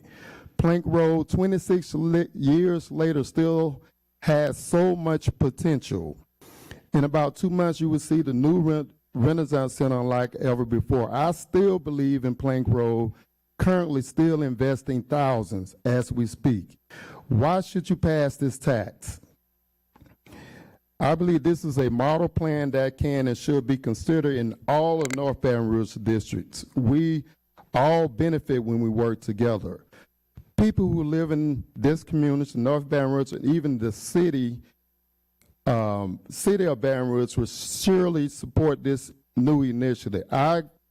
It would give a new breath of life on all of Plank Road and create many opportunities for the community while changing the mindset of the people, which will yield a great benefit, again, not only to the entire Plank Road, but North Baton Rouge, and will spill over to the city.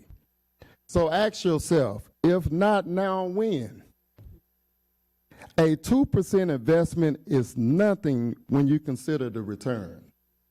Thank you. Thank you. Anyone else wishing to speak? Yes, sir. Good evening, ladies and gentlemen. My name is Bill Aaron. I'm a lawyer from New Orleans, and I actually work for the parish for a temporary purpose, which is to assist this council with this ordinance. We were hired under the direction of the parish attorney to basically devise the ordinance, address any concerns that people have, and so I'm here. I understand that they had some questions. Some came up. We did an amendment by red line, which dealt with the board composition, and so I'm here to address any questions you might have. Interestingly enough, one of the first speakers who gave the report mentioned the Downtown Development District, which was the first business industrial district in the state of Louisiana, formed in 1974 during the administration of Moon Landrieu as mayor of New Orleans.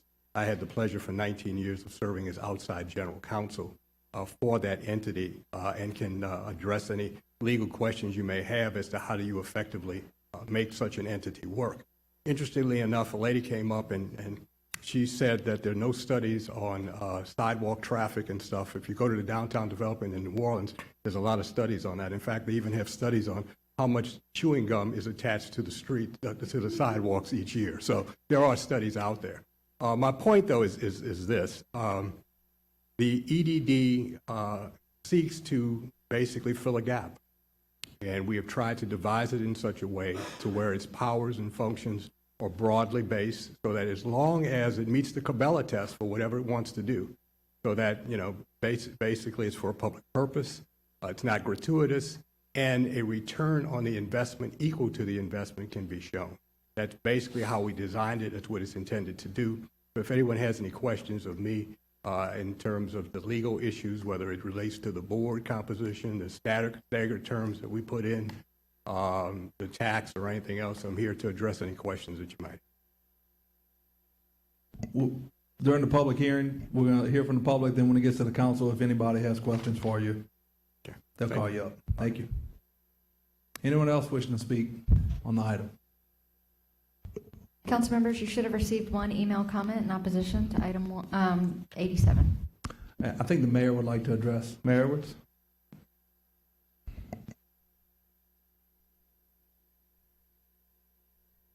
Thank you, council. Anytime Plank Road or the 70805, North Baton Rouge comes up, it absolutely piques my interest. I'm here just to give my support for this EDD. I know we keep talking about Plank Road, and I think most people have seen Plank Road. Not a lot of people ride over there, but they know what Plank Road is. But I don't know how many people know Hiawatha and Osceola and Winborn and Chippewa, and I could go on and on and on. That's where the real stuff is. It's up in there. I've coached these kids at Ostruma, but I was there way before I became their head football coach. I took 2 of them to my house one day to give them a little job to do yard work. I got back to school yesterday, and the rest of the kids were saying, man, Coach C lives in a mansion.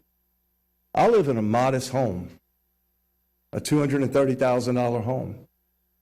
These kids that are over there don't have a lot, and they don't get to see a lot.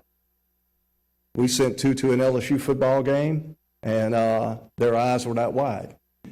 North Baton Rouge and the Plank Road corridor needs something like this. Hope. And I'll say this, and I don't want to speak long, other than I support it. I support for anything on my boots and my butt have been on the ground over there for a long time. And it's way past time that these people get some help and relief. So I support it. Whichever way means we got to get to Chicago to do it, we do it, and we get it done. But do know this, a lot of people can see what's happening in North Baton Rouge. If you turn on the TV, you hear what's happening in North Baton Rouge. But until you can feel it, it really don't matter. I feel it, and I just want for those things to be much better for the people there by whichever means it comes and however we do it. Thank you, Councilman Hurst, for putting this up, and all the council, I appreciate you. God bless. Thank you, Mayor. All right, we'll go to council now. Councilman Hurst.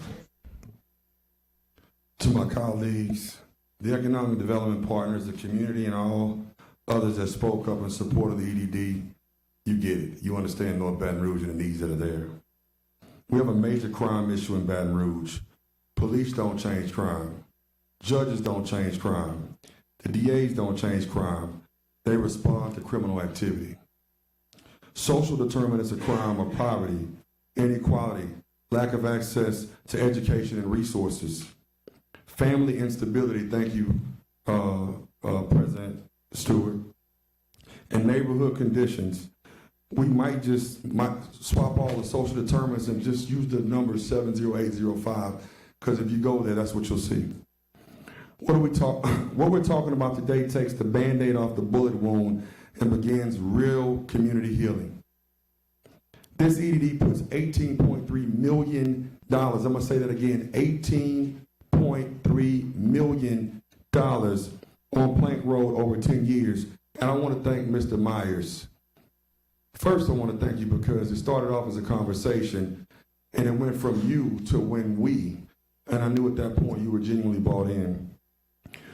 When we bond this out, we can take a 10-year project and do it in 2 to 3 years. We're either going to lose the money to inflation, or we're going to lose the money to interest, and we'd rather lose it to interest.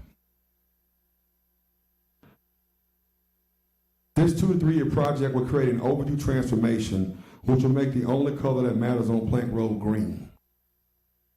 CAFA, which is Capital Area Finance Authority for the ones that don't know, has sent a letter that says they will provide all of their financial tools, including bonding capacity, non-traditional financing to business owners to fix the interior of the building, as well as community investment dollars. They can't use the word grant anymore, to help close the gaps created in North Baton Rouge.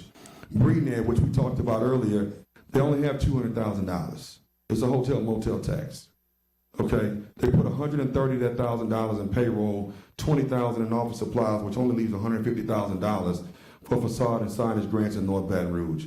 That is not even a penny, that's a meal. They've offered to use those $2,500 facade and signage improvement grants to be a capital stack. So they are a partner in this effort, but don't have the resources independently to do so. They will be a part of our financial toolbox. The Louisiana Chamber of Commerce Foundation, thank you, Mr. Jarvis, will be providing technical support to turn hustlers into real businesses, providing marketing plans, AI integration to help businesses get the greatest return on investment.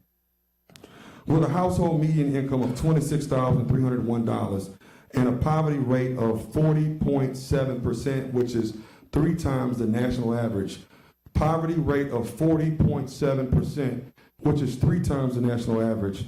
This EDD brings livable wage jobs within walking distance that raise household median incomes, transforms blighted areas into investable areas, and takes advantage of the 6,000 ExxonMobil workers with an average salary of $109,000. The 8,600 staff and students at Southern University, the 1,300 staff and students at BRCC Acadian, and the over 62,000 residents in a 3-mile radius. This area is prime, just like downtown was to be when the DDD was created. You know, I had a conversation with one of my colleagues, and the conversation was, this is different than downtown. They brought the state buildings downtown, and I agree with them. That's what made downtown have viability. But the industrial corridor does the exact same thing for Plank Road. I talked about Exxon, but I didn't talk about the other plants that surround it. We can incorporate 20 more cities. We can call them St. George, St. Anthony, St. John, St. Patrick. But until we change the crime statistics in East Baton Rouge, you can put up whatever boundaries up you want, it's still East Baton Rouge Parish. Without critical investments like this, it's just a new name with the same statistics. Your vote today will be historical, as this council will be the one that makes the vote to change North Baton Rouge. When we change North Baton Rouge, we change East Baton Rouge. I ask you to vote, and I offer a motion to approve. Thank you, Councilman. Anybody else want to? Councilman Hudson? The attorney that worked on this, would you mind coming up? And I'm sorry, can you give us your name again? Yeah, my full name is given by my parents, William David Aaron Jr., not to be confused with the William Aaron who practiced for years in Baton Rouge. Right. When he died, my wife got condolences. Well, there's another William Aaron that's I met that's his here son. that- I met his son.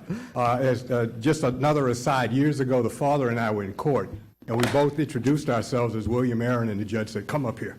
We had to show our driver's license, and he says, my God, you two have the same name. But anyway, yes. So my question revolves around the Cabela's test. That has been one of my major concerns with this proposition. I worry that facade improvements, landscape development, lighting, signage, those may not pass the Cabela's test if someone challenges it. So I want you to walk me through your analysis and We had that issue with the Downtown Development District in New Orleans. We did facade loans, which are actually paid back, so it's not really as much of an issue. But the issue centers on facade grants, where you're actually giving something away. And as you know, the state constitution, Article 7, Section 14 prohibits donations of public property. It has certain exceptions, though, and it allows in the case where there are cooperative endeavor agreements, if you can effectively show that the return on the investment is equal to the investment. For example, we were able to show, in the case of the Downtown Development District in New Orleans, that when we improved the facade, it increased the value of the business, and therefore it subjected the business to a higher tax, which generated more revenue back into the district, into the city. So that's an easy way of showing how do you get the return on investment under the Cabela test. Did you all have a challenge in that district, or? We had basically some people who showed up at a meeting and raised issues, threatened to sue. Suit never came. Okay. So I think what happens is this: you have to basically show that what you're doing is for a public purpose, number one, not gratuitous, number two, and that the return on the investment under the Cabela test is equal to or greater than the money you're putting out. If you can do that, you're fine. If you can't, you've got a problem. Yeah. All right, that's all I have for right now. Thank you. Appreciate that. Councilman Gode. Thank you so much. Thank you to the residents who came and spoke tonight. I wanted to ask my colleague from District 5, what sort of public input did you receive and go and seek before bringing this matter before the council? And you all may have seen the press release, but I met with all the letter partners. There's a whole more than here today. Arts Council, CAFA, BRAC has been not a partner, but then a guidance since day one. Bill Baton Rouge and Ms. Robert, they have been a guidance since day one. And when the CEA is produced, we'll be a managing partner to make sure that it's done correctly and that they have oversight along with the board. So we had all the letter meetings up front just to see if this is something that's viable, passes the Cabela test, to make sure that everybody who's instituted to do so would agree that this needs to be done. The second thing we did was we sent letters out to all the landowners, and then we went door to door to every business to notify them that we would host a meeting for the businesses. One of the businessmen, I forwarded y'all an email from Andrew Marcus. He owns a major property up there where actually Rouse's was reaching out at one point to put a store, but didn't do so because of the crime in the area, which is why we need this district. But he's committed to building a public safety station. He said, we need it. We're going to make the investment. The File family that owns Delmont Village, Katina Sparrow, the manager, I've been going back and forth with Brandon Landry, texted me just now. He said, let's meet tomorrow. I'm like, the meeting's today. You know, we've been going back and forth about walk-ons, whether it's a private investment from a franchisee or if they want to make it a corporate store, since it's right here in Baton Rouge. But the opportunity of turning Piccadilly into a walk-on and creating the first sit-down sports bar in North Baton Rouge. So the File family said, you know what? We'll demolish Piccadilly for Brandon and build a brand new one as long as the economic development district goes through, because it brightens up the entire area. So none of the businesses said anything negative about it. The next meeting was a public meeting that we held. Every resident in there said, when is it coming and why is it taking so long? And then the final meeting was with elected officials. And I got to say, Chief didn't make that one. He made one before, but Sid Gotro did make that one. And they have committed to do a joint task force to do a biking community officer because of the shortage. And I did talk to Terica Williams, a constable, as well. And she committed to do a 3-part public safety initiative with the shortage that would create a walking community in North Baton Rouge on Plank. Also talked to Adam Smith, because we want to make it downtown North. We don't just want to have businesses, we want walkability. I actually told Marcus Williams, the architect, I said, I want you to put a white lady with a stroller in front of Sam the Man Fashion. Because I want people to be able to see themselves in North Baton Rouge. If you can see it, you can be it, right? And so from public safety, that was one question that Brandon asked me. Number 2 was, where am I getting my staff? I said, the same place you've been getting them, Southern University. You don't have to drive all the way across town or ride a bus to get there. We've been talking with Selton Hayden, who's the CEO of CC's Coffee, and they're changing their franchise model in January to allow franchises within the city of Baton Rouge. They typically own all the corporate stores. We've been talking with Iris Nettles with Peach Cobbler Factory, Brian Johnson with Marble Slab Creamery. I'm sorry. But bottom line is, we talked to nobody said no at all. There you go, Rowdy. I thank you, sir. I have more questions. So, it's hard to slow you down once you get rolling. Look, we dove right in on this issue, and I think that people who came and spoke were familiar with the matter before them. Just describe, if you would, if somebody's at home watching and doesn't fully understand what we're talking about. Describe what it is you're trying to do through the creation of this economic development district. How do tax dollars come into play? So 2-cent sales and use tax. So you get an Amazon package, is the only one that would really come to your home, but the rest of them would be in the stores. And we've talked about this with the business owners, the taxes that will be put on them. We've talked about this with the landowners. Nobody cares, okay? And so we turn that into different grant opportunities. And listen, my job is to create it. It's the board's job to create what opportunities come into play. And that'll be a partnership between BRAC. That'll be a partnership between Build Baton Rouge. That'll be a partnership between CAFA about, based on the financial tools, what they can do. But it beautifies Plank Road. The bottom line is it turns Plank Road into Perkins Road. It's that simple. It turns Plank Road into Perkins Road. It creates a walkable community that makes people want to live, work, and play. It creates reinvestment. Look at downtown. Downtown had drug addicts everywhere, prostitution, experienced major homelessness, and with the right investment, it is a thriving economic corridor, especially 3rd Street, for the city parish, and it's generated more tax revenues. So the other part of the Cabela's test is the businesses that will come on Plank Road because of the investment that we make. I think that's what y'all are forgetting. And one of my colleagues said, hey, it's just like, you know, I see the businesses shut down, but it's like a business leaves, another one comes. I said, have you seen Plank Road lately? They leave and they never come back. It turns into a ghost town in that building. And if we don't do something now, then when? We'll wait another 20 years, 30 years, 40 years? Thank you. Final question. There's a red line version attached to our agenda. Can you just talk through what the board would look like who would administer this EDD? So similar to the Downtown Development District, and I will go to both because I want to compare the two. You have a member from Beauregard Town. You have a member from Spanish Town. You have a Baton Rouge Area Chamber, the partnership, say the new name, but the partnership board member, and then you have 4 business or landowners from downtown that support that board. That's a model. We have a mayor's appointee. We have a state rep appointee. We have a Senate appointee. We have 3 appointees from the district so that people in the area can make sure that area thrives. And then we have a partnership appointee so that we can have a driving force from our chamber to make sure that the governance is there as we partner with Build Baton Rouge to provide oversight. Thank you. I compliment you on the outreach efforts you did.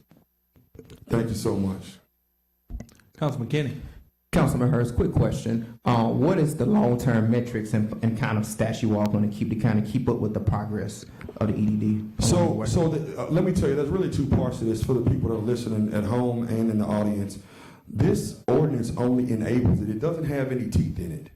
It just says that we are enabling the ability to create an EDD. There is a CEA that follows that the council will have full authority over. And let me make this very clear. The council is still the board, even when they appoint other people, because this EDD is created by ordinance, so they have the ability to repeal it, okay? They have the ability to appoint somebody, they have somebody to remove. Now, but what we plan on doing in the CEA is provide quarterly reporting. But the other part about an economic development district, it becomes a sub-district for the state of Louisiana. And under that, it's just like any municipality. It has its own bonding authority, so it doesn't come against the city, even though CAFA plans on providing the bonding. But we're going to do a quarterly report and update here in the council meeting as a part of the CEA. And it's subject to state legislative auditors, which means that we have to have state oversight to make sure the money is being done in a fiscally responsible way and properly benefiting the citizens of Baton Rouge and East Baton Rouge Parish. And I want to make this statement because I want to make it earlier. Denise Marcel sat in the meeting and the elected officials, and the question came up about the 2 pennies. And somebody said, and I said, this is the most profound statement I heard the whole time. She said, Darryl, they're driving a Seager Lane right now and College Drive and everywhere else. So who cares? She actually said, who gives a damn about 2 pennies? Because we're spending more on gas than we would investing in our neighborhood where we get a direct return on investment. Not an indirect, but a direct return on investment.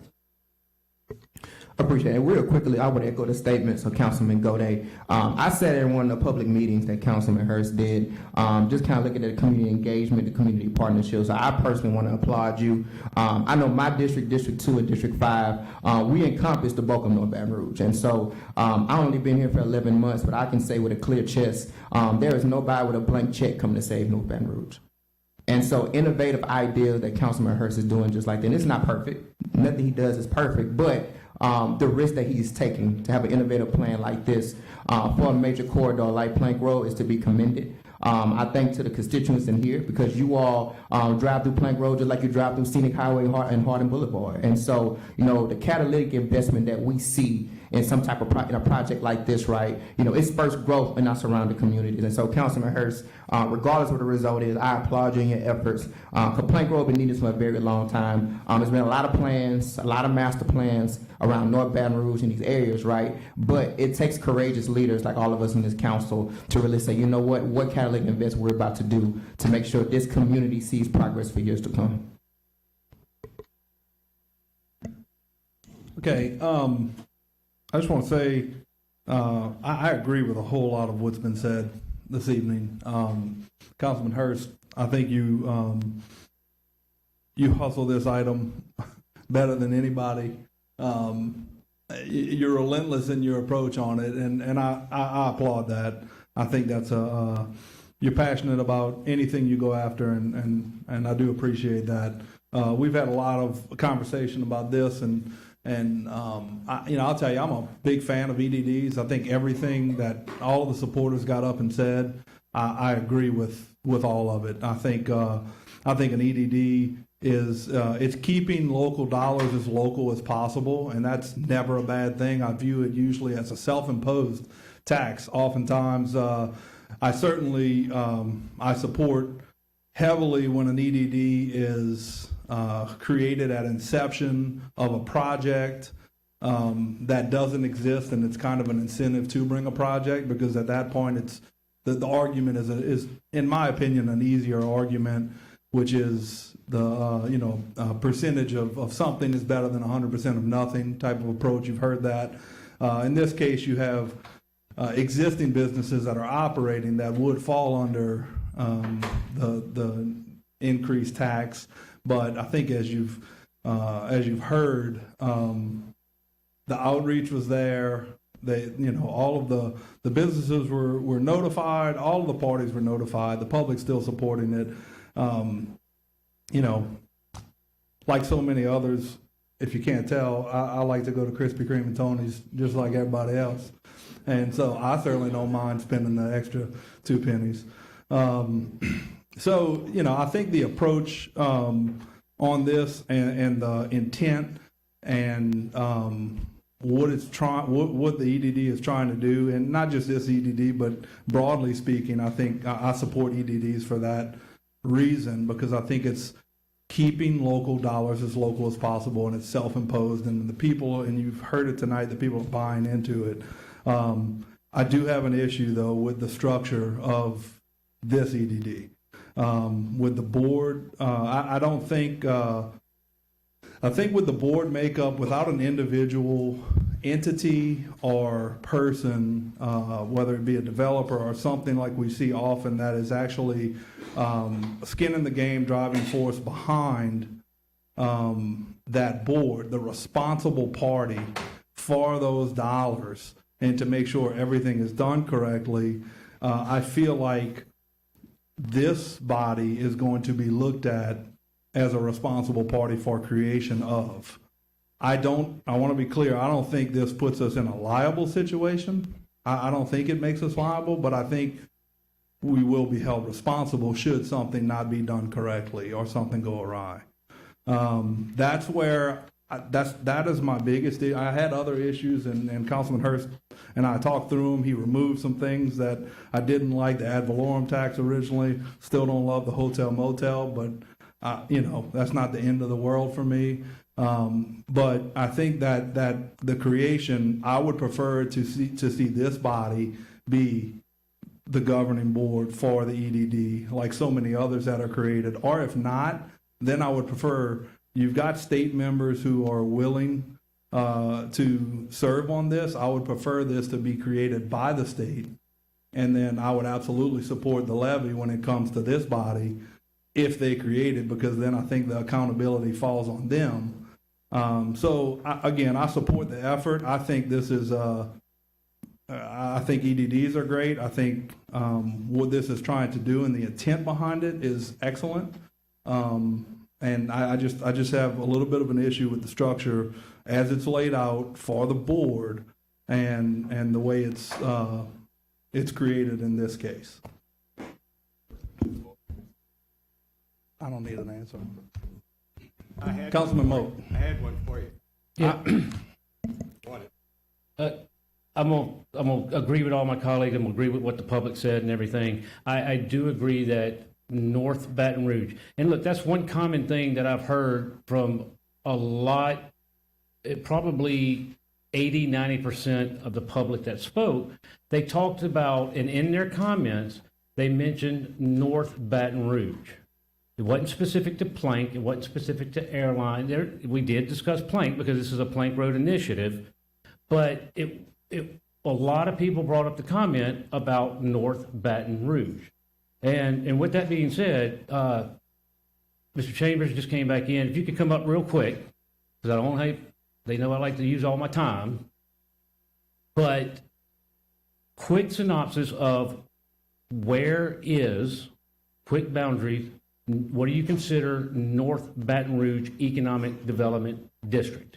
I would say that April Hawthorne was in here. She knows the exact boundaries, the current executive director, if April's still in. But Florida Boulevard, downtown, the downtown development district border, Florida Boulevard down to close to your district, up into Brownsfield. Sherwood, Thruway? Yes, sir, up until Brownsfield. When you get to Brownsfield, which is right past the airport. Okay. So all of those folks who live in Brownsfield, those are North Baton Rouge residents. All of those folks who live in Scotlandville, Sherwood Forest, all the way to downtown east. Scenic Highway? Yes, sir. That footprint is covered by the Economic Development District for North Baton Rouge, and they get $200,000 a year. Okay, you get $200,000 a year based on how?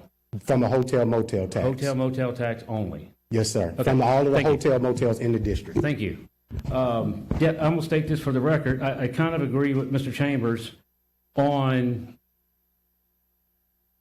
some of these things. We have a North Baton Rouge economic development, and for this whole time being on this council, I've heard about North Baton Rouge economic development, the North Baton Rouge economic development, including them in this, including them in that, putting them in here, adding them here, and so on. And they try and be a voice in just about everything. On the Airport Commission, they speak at some events and all. So why would we not take some of these same ideas and focus on all of North Baton Rouge? Look, I didn't serve on the council 20 years ago. I didn't serve on the council 30 years ago, 10 years ago. I came on right at 6 years ago. I'm not going to speak for what everybody gave up on North Baton Rouge and so on. I remember going to Woolco as a kid at Plank and Airline. I remember going to those areas and stuff. So I know what North Baton Rouge can be.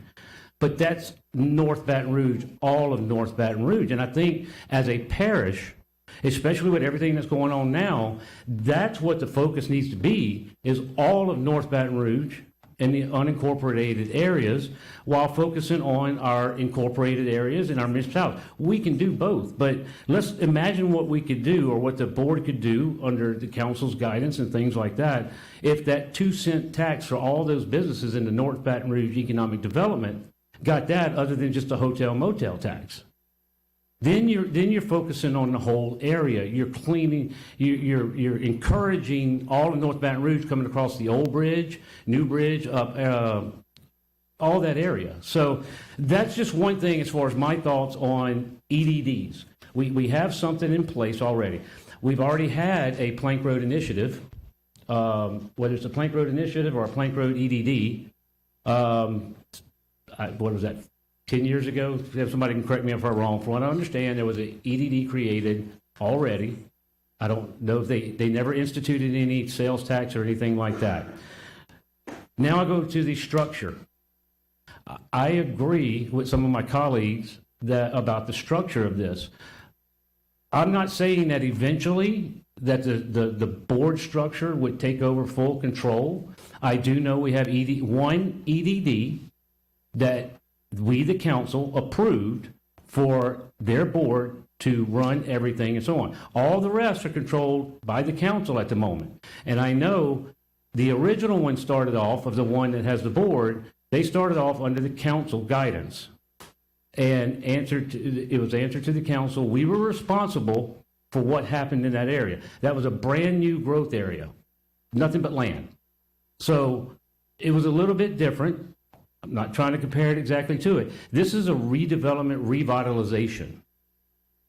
So my thing is, with the structure of this, could we amend this to bring the structure under the guidance of the council to where, if we're going to be responsible for it and everything, let's get this thing off the ground, let's get it going, create all the CEAs, different things, create everything, CEAs and all, and approve that. But that's what I would need with this, is to amend it to the council guidance.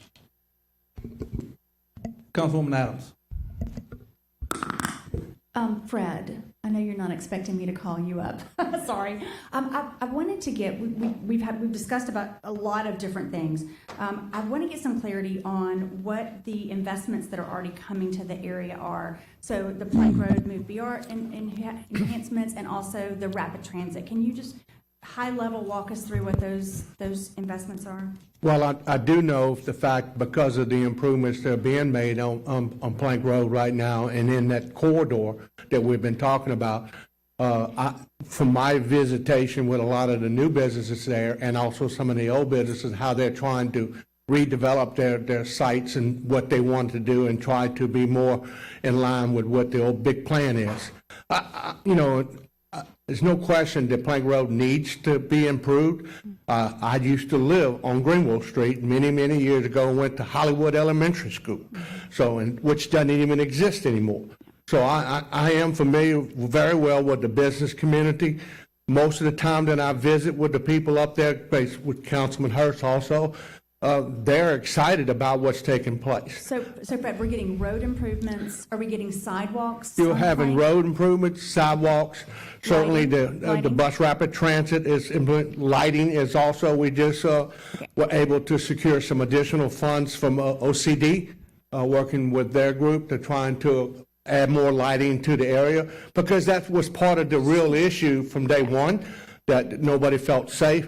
I promise you, when we finish up the lighting, what we've done some other areas, you'll be able to see anything that's going to take place out there, that's for sure. Is there some landscape and beautification funding included in that? There are some areas that we highlighted. Okay. Biggest issue was, in all honesty, Councilwoman, is that we also have to maintain this, and we didn't want a lot of grass areas because it makes it very difficult to maintain, and from that perspective, we were trying to make it more from a traffic aspect where people can get to and from a walkability, and also being able to drive into the areas. Okay, thank you, Fred. I just wanted to understand what investment was already on the way. Thank you. Big investment, really. Thank you. Yes, I know. I knew it's tens of millions. It's tens of millions. So I just want to get some technical things correct, and I may need you, Mr. Aaron. Okay, the taxing portion of this.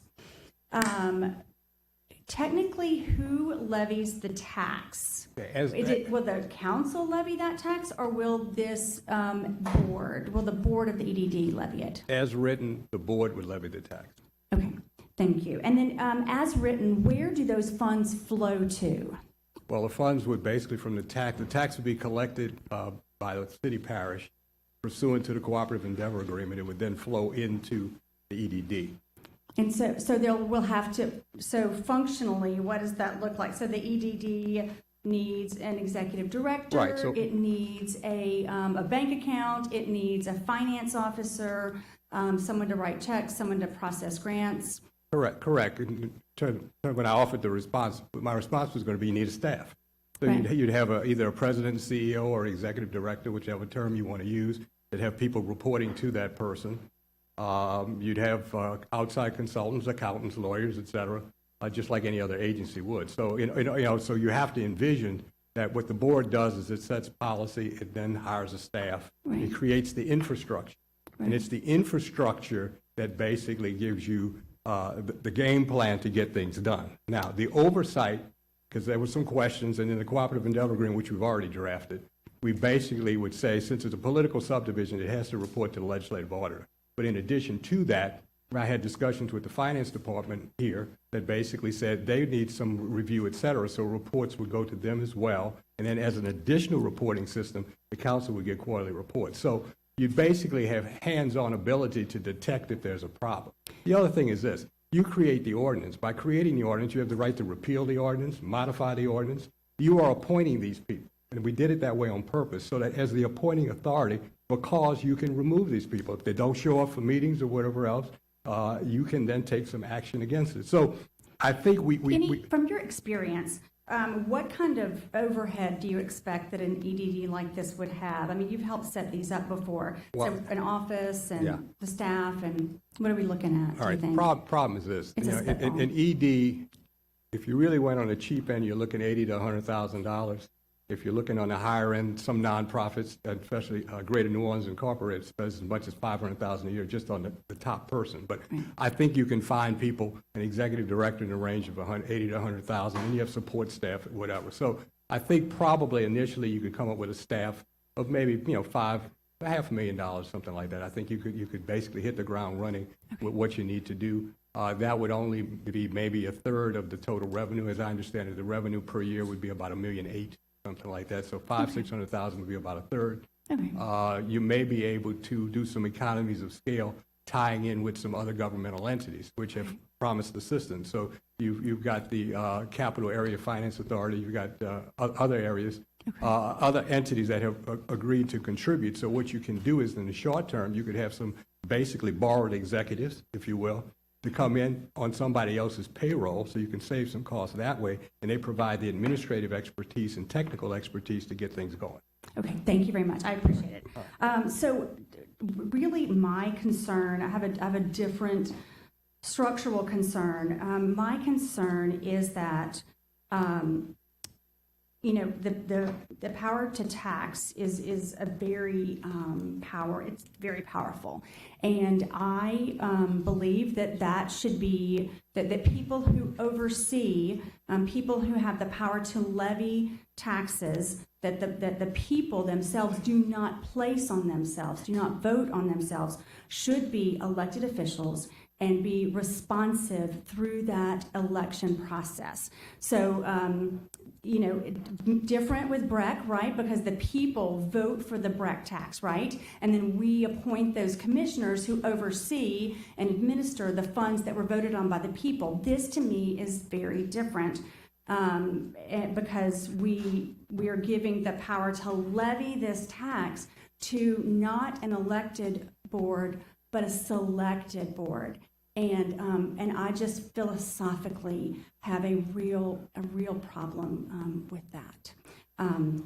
But I've learned a lot tonight, and I understand the need. I know everyone here, their heart is in the right place, and we are all striving together to try to make our entire parish grow and flourish. And we know that we will not be the community we want to be, or the parish we want to be, until every neighborhood and every community is healthy and thriving. Councilwoman Coleman. Thank you, sir. We're talking about an EDD, and thank you, Deidre, for your lesson on what an EDD is and all of that. And then thank all of you all for being here and coming, and so hope that this continues. I've heard about pride and ownership and movement and attention and investing in themselves and decreasing crime. And so all of that is of utmost in any community. And so I've heard about the percentage of poverty in that area, 40.7% in that little area there. and I've heard I support. And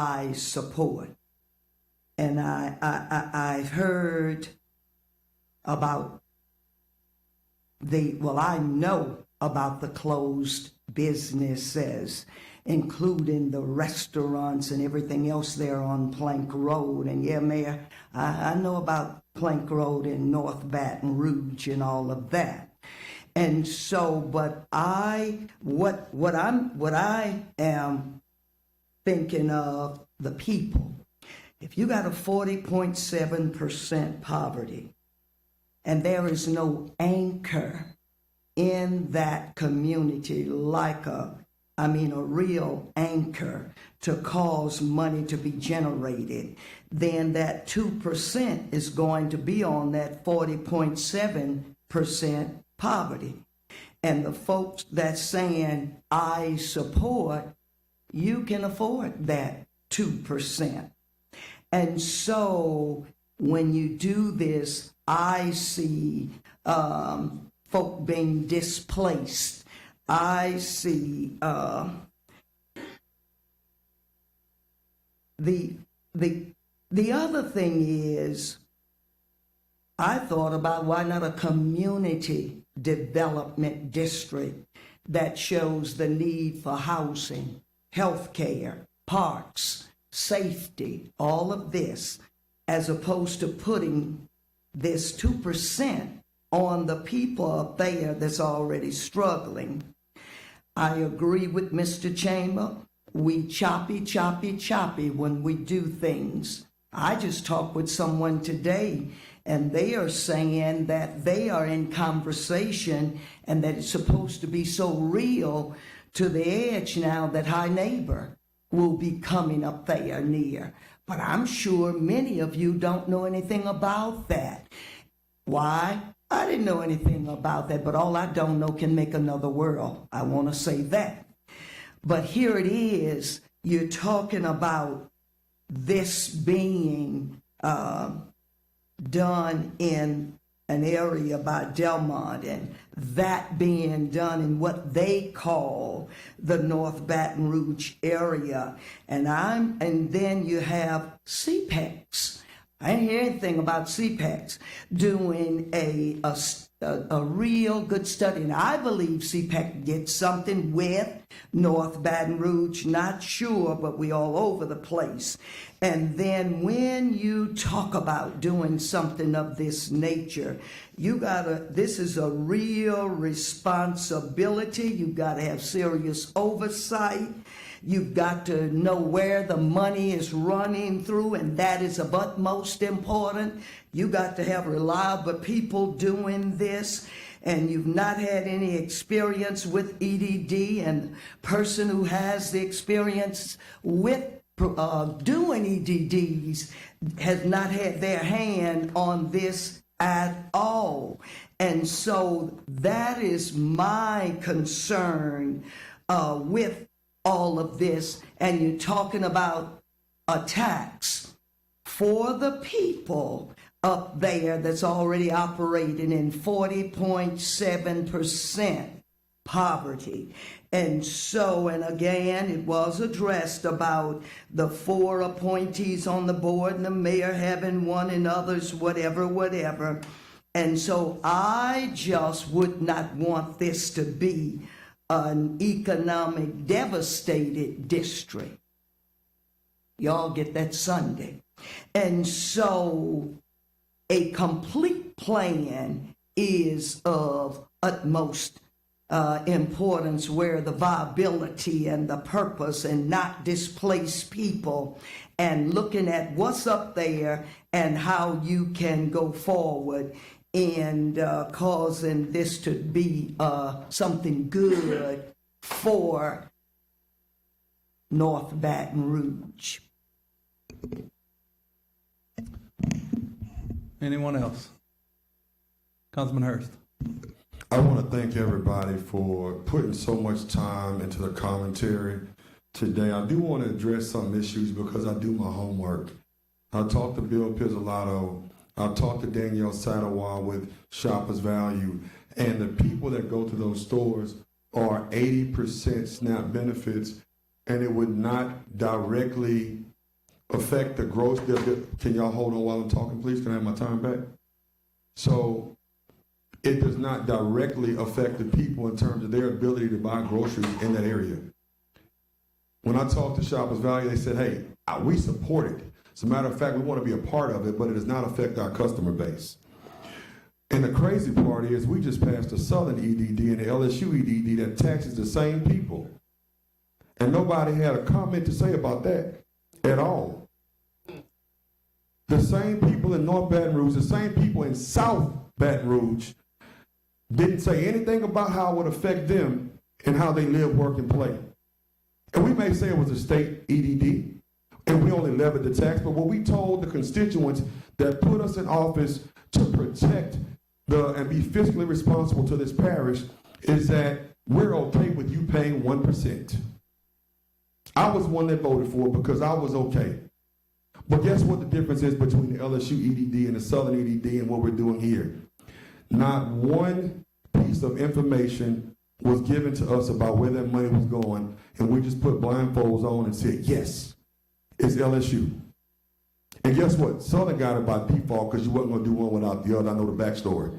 So my point in telling you all of this is that at the end of the day, the same people that we just taxed, now you have a problem with doing something that directly benefits the community that they live, work, and play in. You were okay with giving LSU 1 cent. You were okay with giving Southern as a default 1 cent. And now you're not okay with putting 2 pennies on Plank Road when the people said that they were okay. And in 70805, I had people that rode buses to the meeting, people that walked to the meeting. We had people who literally had to catch a ride to the meeting because they wanted to be a part of it. And they said, we need this. Because the benefit is creating jobs in that corridor that takes them out of poverty and not keeps them in poverty. Yes. And you don't get that without this investment. When you have 5 grocery stores, you can close your eyes, spin in a circle, and determine which area you're going to walk in. You don't understand what it's like not to have food necessities, not because of money, but because there's nowhere to buy it. So I want to bring Andrew to the mic real quick. I want you to talk about very quickly, and Anthony Kenny, I'm going to ask you for the other 5 minutes if I run out. But let's talk about the Cortana corridor. And by the way, the LSU EDD didn't know where it was going. The president is on the board. He gets to pick 4 other businessmen, and we don't know where the money's going. Just FYI that the board was made up. And I'm not against it. I'm just telling you how we don't care about oversight in certain places. Before you start talking, one thing, I did go to Baton Rouge North Economic Development District, and I brought them to a meeting along with Bill Baton Rouge before Deidre got there in December. And I did not find that they had given a grant in over 2 years with the money that they put there and didn't have the structure to manage the EDD. So I found Darren Pizzolato, who runs Tony's, a $100 million corporation, creating Louisiana fish fry products. Shoshone Stewart, who is the president of the East Baton Rouge Parish School Board, as well as Dietrich Moore, who's one of the best criminal attorneys in Baton Rouge and has experience with knowing what his clients need to transform our community. The mayor sent Will Campbell, who's the president of B1 Bank Foundation and a Bill Baton Rouge board member, who I would hope the redevelopment authority knows how to redevelop. And this is not a development, this is a great facade improvement. I got you. That's fine. So let's talk about the Cortana makeup very quickly because it simply models this as well as downtown development. Go ahead. Sure. Andrew Fitzgerald of the Greater Baton Rouge Economic Partnership. I helped to work on the Cortana Corridor Economic Development District with Councilman Dunn. Amanda Spain helped as well. At the same time, we worked at the state level. That was passed by the Metro Council. At the same time, we passed the Plank Road Economic Development District at the Louisiana Legislature. So one thing that I think Councilman Hurst brought up was the structure. 2021, this council, I think 9 or 10 of the same members passed almost unanimously the Cortana Corridor Economic Development District. It takes $1 to $2 million per year of sales tax. This body does not have oversight of it. This body gave the oversight to 5 members that were 2 appointed by Councilman Dunn and 3 appointed by Bill Baton Rouge, I believe. Thank you so much for saying that 10 of these people have approved the same thing. Thank you. Sure. Councilman Moe.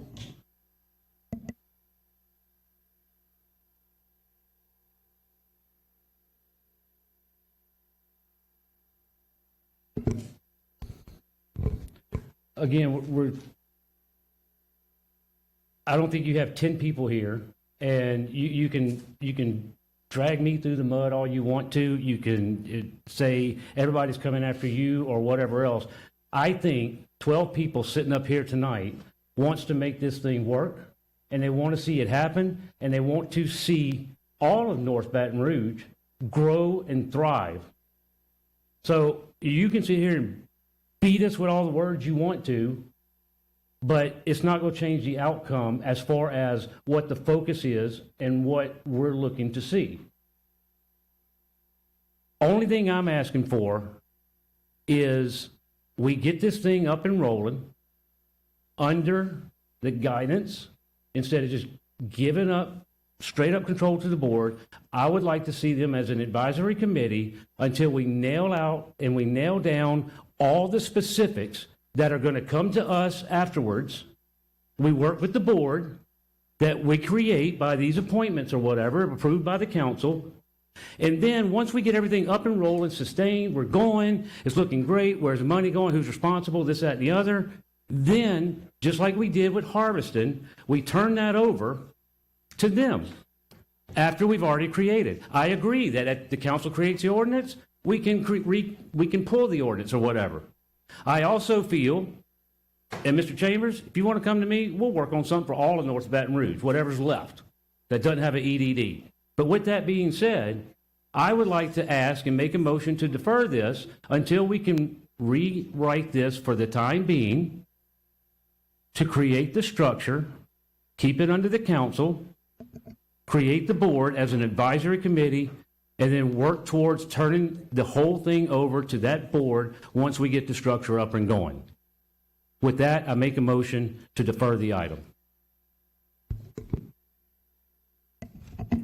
To the 25th or December 10th? Look at time. December's our last meeting. Oh, we're not doing it on the last meeting. January? No, wait, we're moving the Thanksgiving meeting, right? The next meeting's November 25th, and then the meeting after that is Councilman December Hurst, 10th. is that something that we could get redone in that short time, get it, it's just deferred, we come back here, we pass it on the 25th? I actually would potentially support that, and I appreciate that. So there's not something that's against what I'm looking at. And actually, I've talked with Ashley earlier about creating an I've only advisory got council. 206, 205. Yeah, so it's 204. something I would consider. I still would do a substitute motion to pass it. And I Okay, wanna thank tell you. why. Oh, I said, yeah, okay. So, so I withdraw my original motion. I do want to make one more comment, so I'm going to ask Anthony for his time, but I'm not against that.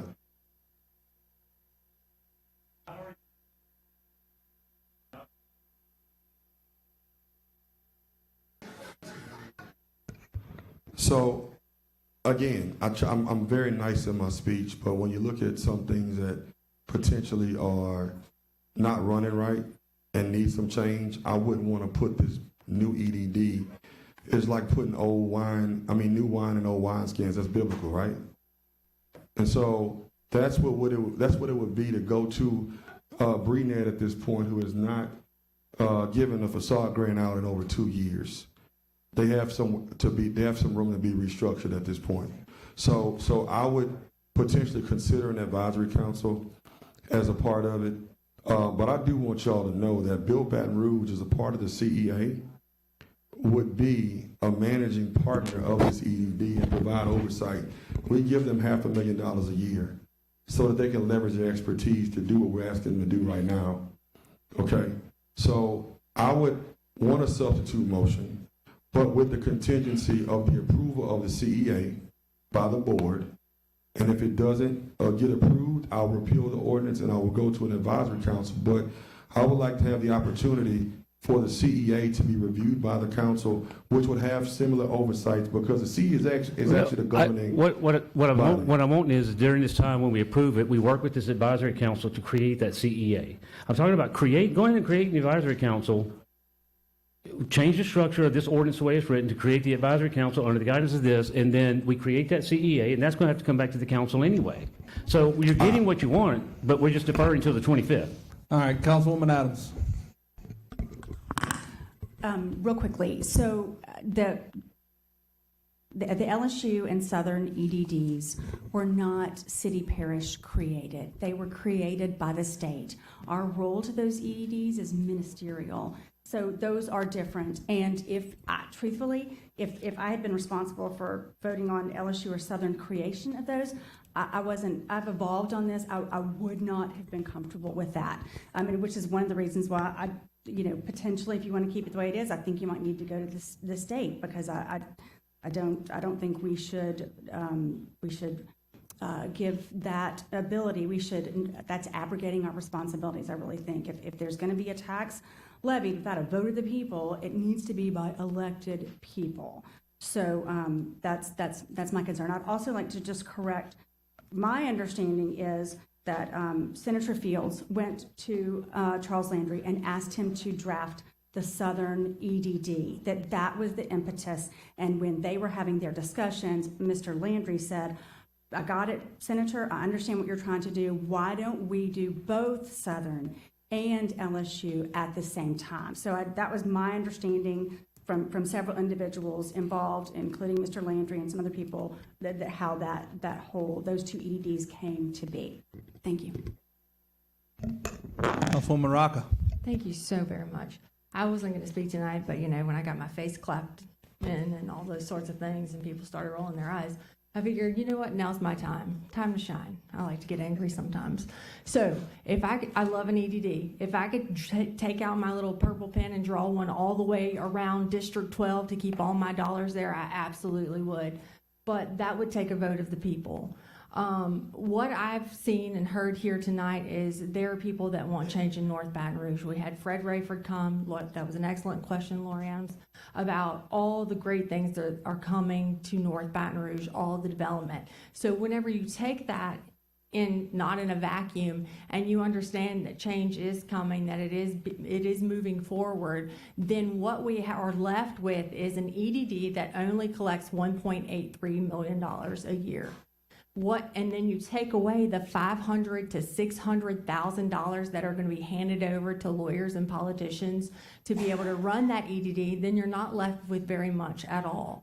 And I can personally state that based upon what I've heard and the pictures and projections that I see, it looks like you're taking public dollars to make private businesses look really, really nice.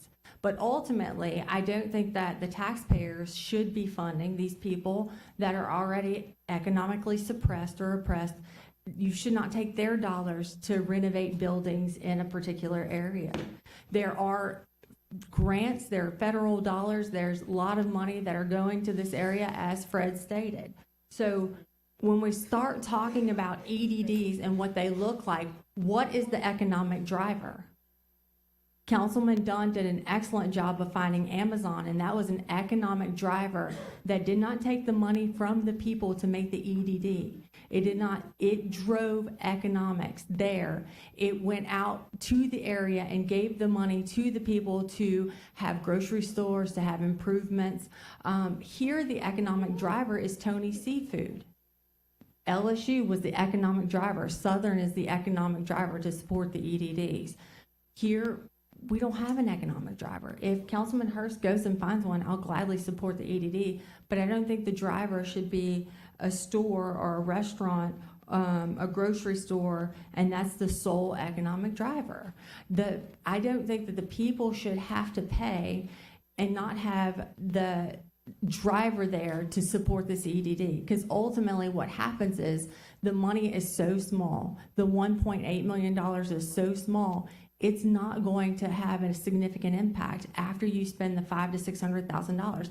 Look, and how do I know? Because I have $1 million worth of Move BR dollars that I was given to by Mr. Fred Rayford, and he told me, hey, go find things in your districts. After a crosswalk and street signs, guess how much I have left? Nothing. Absolutely nothing. So until we have something that increases that revenue that comes in every single year, I think we're just taking money from the people, and not a great idea. So my answer to this is maybe not right now. Maybe later, maybe with some more work where we all come together and have discussions, have an economic driver where we can show substantial improvement rather than just piecemeal improvement. Councilman Dunn Jr. Thank you. I actually didn't plan on speaking tonight either, but since the Cortana Corridor Economic Development District was mentioned, I feel responsible to talk about the similarities to this district and the differences. First of all, as we were working to attract and recruit Amazon here, not only myself, other stakeholders, the previous administration, we wanted to capitalize on that investment and create an economic development district. The first source of the creation was the state. That was the desire to create it at the state level. But due to time restraints and the construction blueprint or plan of the building of the facility and it coming online, it was smarter and faster for us to get it locally to take advantage of the incentives and taxes that would be created from that construction. So we decided to do it at the local level, but the desire was to do it at the state level. So it wasn't our desire originally to create it here at the local level. Secondly, as Councilwoman Rocker mentioned, the difference with the Cortana Corridor Economic Development District is there is an economic driver.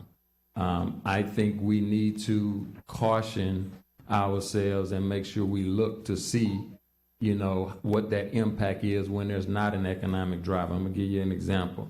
Amazon created 1,900 to 2,500 jobs.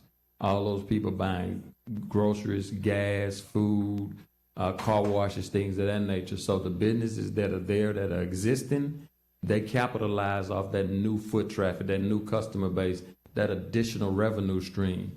So they could care less about the additional 2 cent, because it was over and beyond what they were making from the new business. So the question is, and I would task Councilman Hurst to look at what that impact is if you don't have a major economic driver and what strain that may put on the taxing base. So let's look at that. The second thing is, when we created the Cortana Corridor Economic Development District, on the front end, we knew where those investments were going. Infrastructure investments and facade investments on the Florida corridor to the tune of over $1 million, and to the tune of a minimum of $500,000 going into the creation of the District 6 Community Center. We outlined those priorities on the front end. You knew exactly where those dollars were going. The other thing, the board makeup. You know, the board makeup of the Cortana Corridor Economic Development District. District 6 has 2 appointees. The rest of them go to Bill Baton Rouge, who is the operator and the organizer of everything Cortana Corridor and the Economic Development District. We don't have the district don't have 3 appointments, it don't have 4 appointments. So there are a lot of differences. There are some similarities that this body did vote for it. It is a local led economic development district, but outside of that, that's about it. I support the effort. I think he's done a great job in doing it. There have been some recommendations made, which he's received and changed and made some adjustments. I think if I was doing it, there'll be some more adjustments I would make. But I support it as is. I support it when he moved forward. But it's similar, but not the same as the Cortana Corridor Economic Development District. Councilman Hudson. I wanted to get just a little bit more clarification, and Councilman Dunn may be able to answer this, but if not, Andrew. My recollection and understanding of the Cortana Corridor District was that we didn't levy the additional 2 cents. It was just an EDD on the growth based on Cortana. Is that how you recall it, or Andrew, if you want to come up?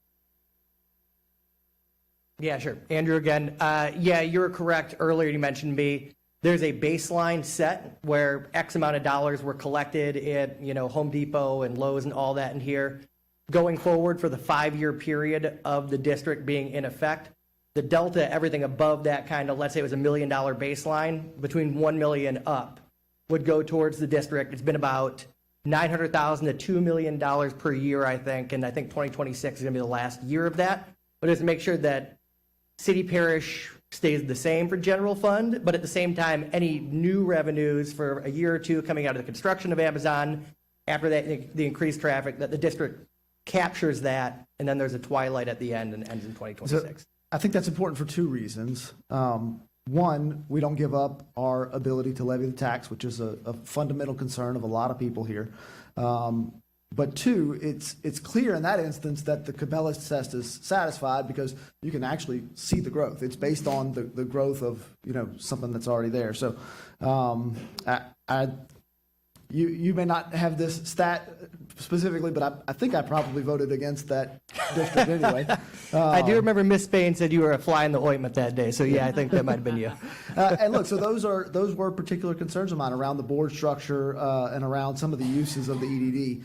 Similarly, on this issue, I have some concerns around the board structure and the uses of the EDD.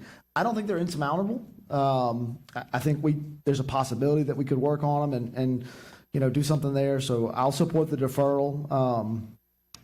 These things are sticky, right? They're when we talk about public tax dollars, we got to be careful. So thank you. All right, real quickly. Speaking of deferral, Councilman Moe, what was the kind of idea of the deferral, kind of if the deferral would entail, if there's an advisory board, what was, kind of restate those details real quickly. Okay, well, many years ago, there was this one time, I know Darrell would take up your whole 5 minutes answering the question, so I was going to try and use the whole thing. I'm giving the rest of it. You didn't call my name 8 times, so. I'm sure I could fill it all, but in really general, what we're creating here is create the EDD, the board, your board that you create now in this ordinance, they got it. It's their control. Yes, we create it, we can pull it, all that kind of stuff. What I'm recommending is deferral, rewrite it to where this same structure of picking members and things like that, we create an advisory board under the guise of the council until such time that it's up and running, all the agreements are made, how everything's going to structure, work, and so on and so forth.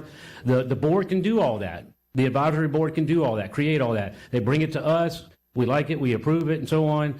We get it off the ground, and then, just like Harveston was 2 years, 3 years later, we can turn it over to that board completely, if everything's working out. That's all I'm asking for the opportunity to do. I think it would satisfy most people that are kind of on the fence right now, because the big thing's been structure, and I agree with Councilwoman Adams about the taxing part. If they're going to create a tax thing in there, that needs to come to us, and then we approve it, and then the board can take over. Gotcha. I just wanted that for clarification. Councilman Hurst, real quickly, if you want to use the rest of my time, you can. Go ahead. Yeah, so I want to say that, look, we did look at a baseline, but with the city parish running a $21 million deficit and going up to Thrive, do y'all want me to redirect any taxes? No. LSU didn't look at a baseline. They added 1 penny because they understood the financial state that the city parish is in, right? So I'm not reinventing the wheel here. And Cortana is only yielding $2 million. We're talking estimated 1.83, which could be $2 million next year. And the board does not take $500,000 because BRENET's board pays $130,000. So that will be way less than 1.83 million, which would allow for more money to go directly into the project. All right, I heard Councilwoman Rocca, and I hear it, and economic drivers.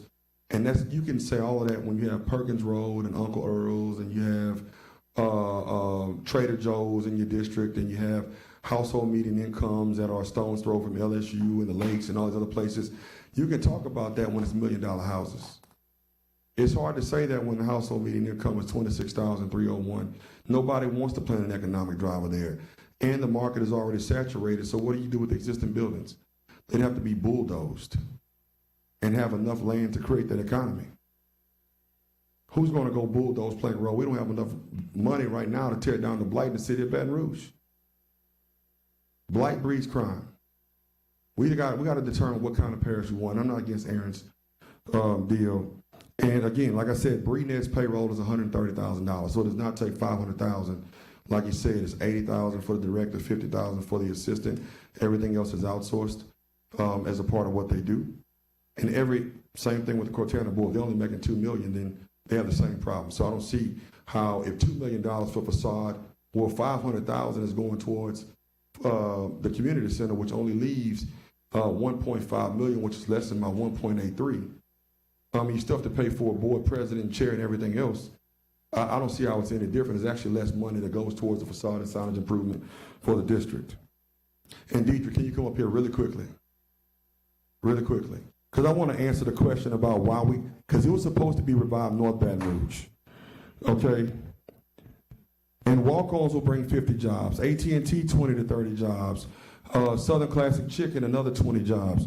So, no, it's not Amazon with 1,900, but putting 200 jobs on Plank Road goes a long way. Can you tell them why we chose Plank Road and not North Baton Rouge? Because I actually brought that idea to her, and it was Deidre that changed it. Thank you. Yeah, Deidre Deculus Robert, President and CEO for Build East Baton Rouge Parish. Councilman Hurst and I had a conversation around the work that we were strategically targeting for Plank Road, talking about the previous Imagine Plank Road plan that Build Baton Rouge had launched about 5 years ago. Now we're on the tail end of that. And when we were talking about North Baton Rouge and talking about Plank Road in his district in particular, the conversation came up, well, is it all of North Baton Rouge, or is it just Plank Road? Is it a particular area, right? And if you say North Baton Rouge, as we learned tonight, and some of us already knew, it's a very large and encompassing area, but it's an area with a footprint of many communities within that footprint of North Baton Rouge, or what's called North Baton Rouge, and how those boundaries are defined now. So in talking with Councilman Hurst, I did say I thought that it should be revived Plank Road to be targeted, to be specific for that community within the footprint of North Baton Rouge. Thank you, Ms. Deidre. You're welcome. Councilwoman Harris.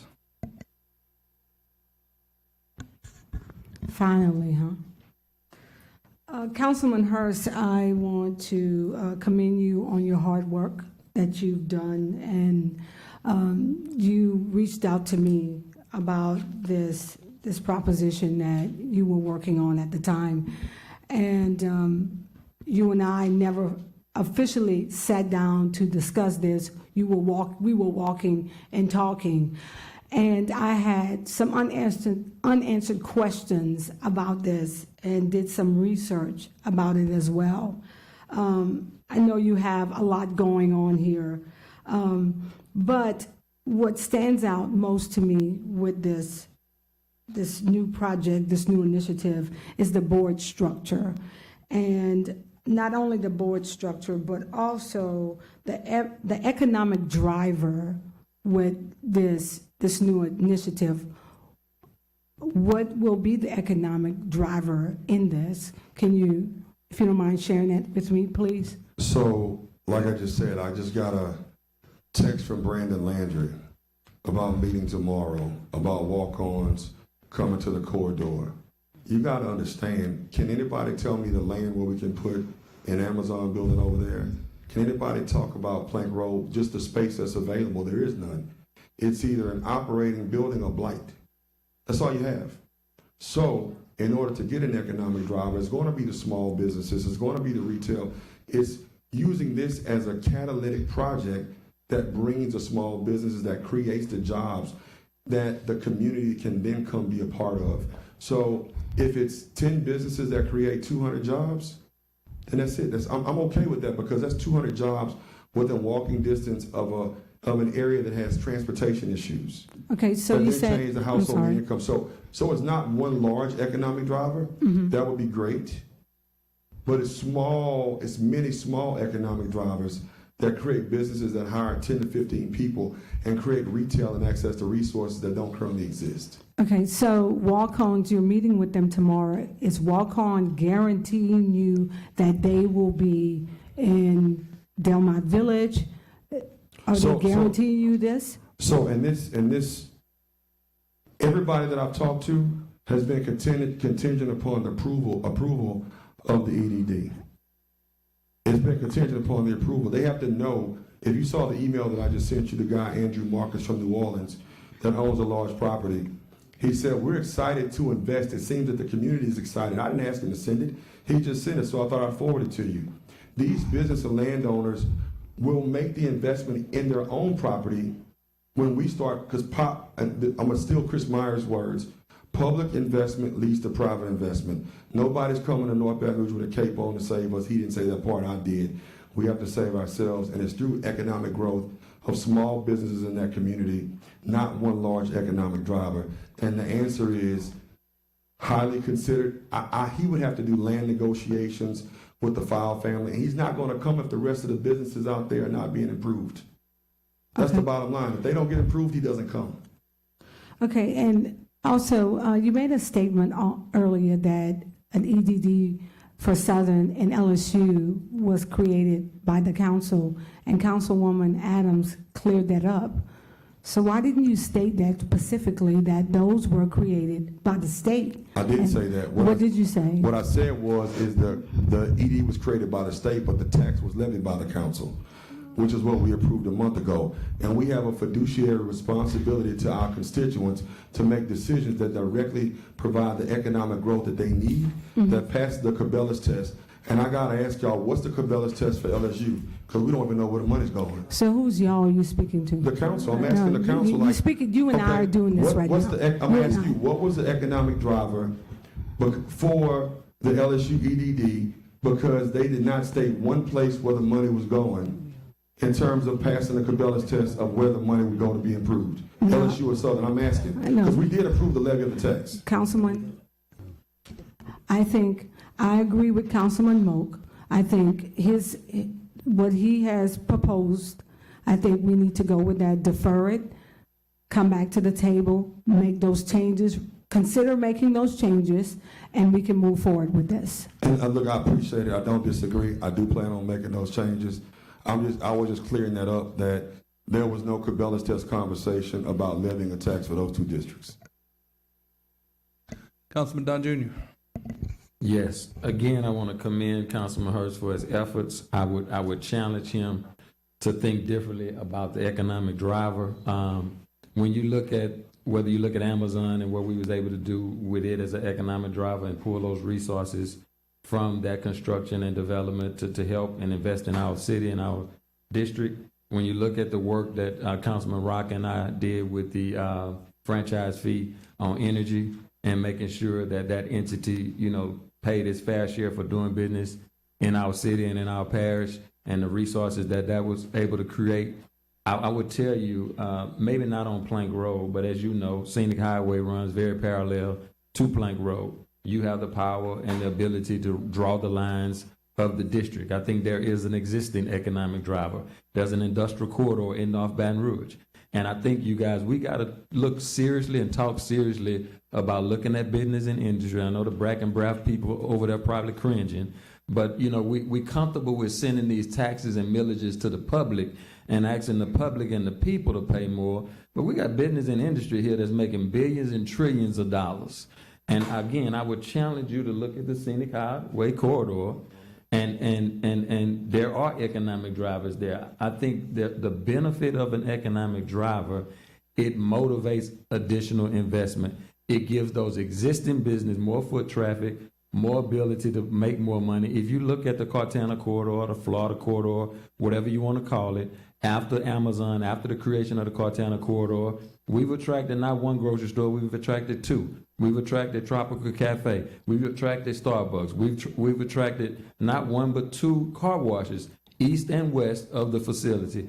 Raising Cranes have expanded his footprint. Move Your Body Yoga has come to North Baton Rouge, north of Florida. I would never thought a yoga studio would come. So you look at the economic development that has created the indirect jobs away from the 1,900 to 2,500, but the draw was the economic development, the economic driver being a part of the plan. Sure. Our situation, again, is a little different, and even though you may not see it, we are landlocked. ExxonMobil has purchased all of the buildings and houses in front of it to create an explosion buffer zone, which cannot be built on, which is the only green space that's in the corridor. To be transparent, we don't necessarily need an economic driver. We have Southern.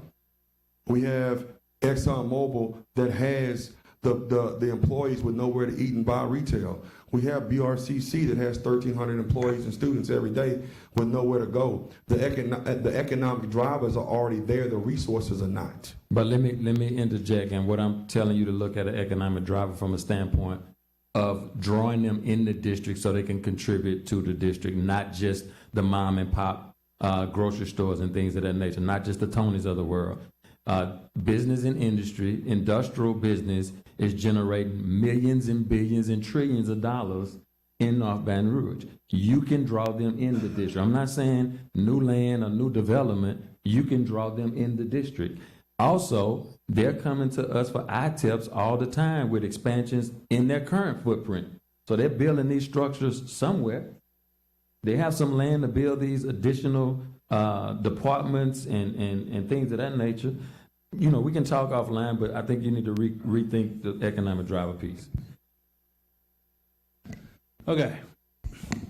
So Councilman Hurst withdrew his original motion. We have a motion by, Councilman Moak. He's going to let me use 30 seconds this time. To Bracken Breath, Councilman Hurst made a comment about partnership and running and control.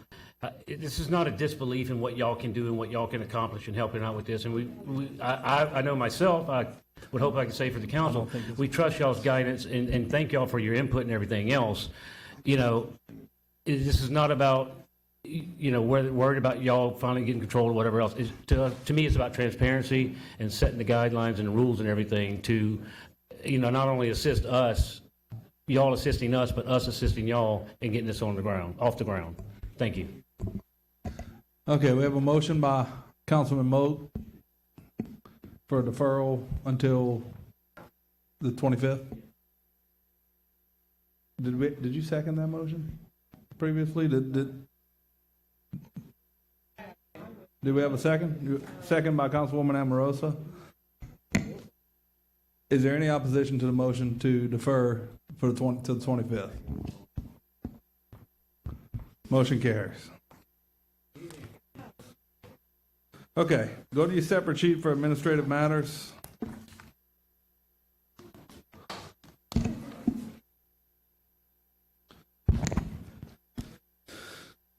All right. Administrative matter introduction, A and B, adjudicated property, lot 66 and 67, Metro Council District 2, Kenny, by the parish attorney. B, authorizing Metropolitan Council to declare lot 62, Fieldcrest subdivision, municipal address 3048 Voss Drive, Baton Rouge, Louisiana 70805 as surplus property and not needed for a public purpose, and authorizing the sale of the same pursuant to Louisiana Revised Statute 334712 unto Eric James Jr. and Darren Demby for the sum of $8,000 by the parish attorney. I need a motion to waive the rules to allow the items to be introduced. Do we have a motion? Motion by Councilman Gode, second by Councilwoman Amorosa. We're going to have a public hearing on the motion to waive the rules. Anyone here wishing to speak on the motion to waive the rules? Seeing none, we're going to have a vote on the motion to waive the rules. Are there any objections on the motion to waive the rules? Now we need a motion to introduce the items. Do we have a motion? Motion by Councilman Gode, second by Councilwoman Amorosa. Any opposition to introducing items A and B? Motion carries. All right, administrative matter, emergency item C, Downtown Development District, reappointing or replacing Philip Jordan, whose term expires September 13th, 2025. This is for a 4-year term. Current ballot is reappointment of Philip Jordan. Need a motion to waive the rules. Motion by Councilwoman Adams, second by Councilwoman Amorosa. We're going to have a public hearing on the motion to waive the rules. Anyone wishing to speak on the motion to waive the rules? Seeing none, we're going to have a motion to waive the rules. Anybody object on the motion to waive the rules? Now we're going to call for a public hearing on the item. Anyone wishing to speak on the item? Seeing none, we'll go to council. Do we have a motion on the item? Motion by Councilman Gode. We have a second by Councilwoman Coleman. Is there any opposition? Motion carries. All right, appointments. We're going to take 88 and 89 together. Baton Rouge Film Commission, consideration of reappointing or replacing Laurie Adams on the Baton Rouge Film Commission, whose term expires on December 31st, 2025. It's a 4-year term. Must be a council member. Current ballot, Laurie Adams. Requesting reappointment. 89, Baton Rouge Film Commission, consideration of reappointing or replacing Brandon Knoll on the Baton Rouge Film Commission, whose term expires December 31st, 2025. It's a 4-year term. Must be a council member. Brandon Knoll is requesting reappointment. Anyone here wishing to speak on these items? Seeing none, we'll go to council. Motion by Councilwoman Coleman, second by Councilwoman Amorosa. Any opposition? Motion carries. Thank you. Item 90, Volunteer Fire Department, District 3, Brownsville, consideration of reappointing or replacing Donald Weatherspoon, whose term expires on December 31st, 2025. It's a 2-year term. Current ballot, Donald Weatherspoon, requesting reappointment. Anyone here to speak on this item? Seeing none, we'll go to council. We have a motion. Motion by Councilwoman Amorosa, second by Councilwoman Coleman. Any opposition?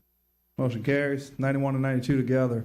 Volunteer Fire Department, Fire District 8, Pride, consideration of reappointing or replacing Pierre Rezan, whose term expires on November 26, 2025, is 2-year term. Current ballot is Pierre Rezan and Wesley Tucker. Volunteer Fire Department, Fire District 8, Pride, consideration of reappointing or replacing Wesley Tucker, whose term expires November 26, 2025, 2-year term. Current ballot, Pierre Rezan, Wesley Tucker.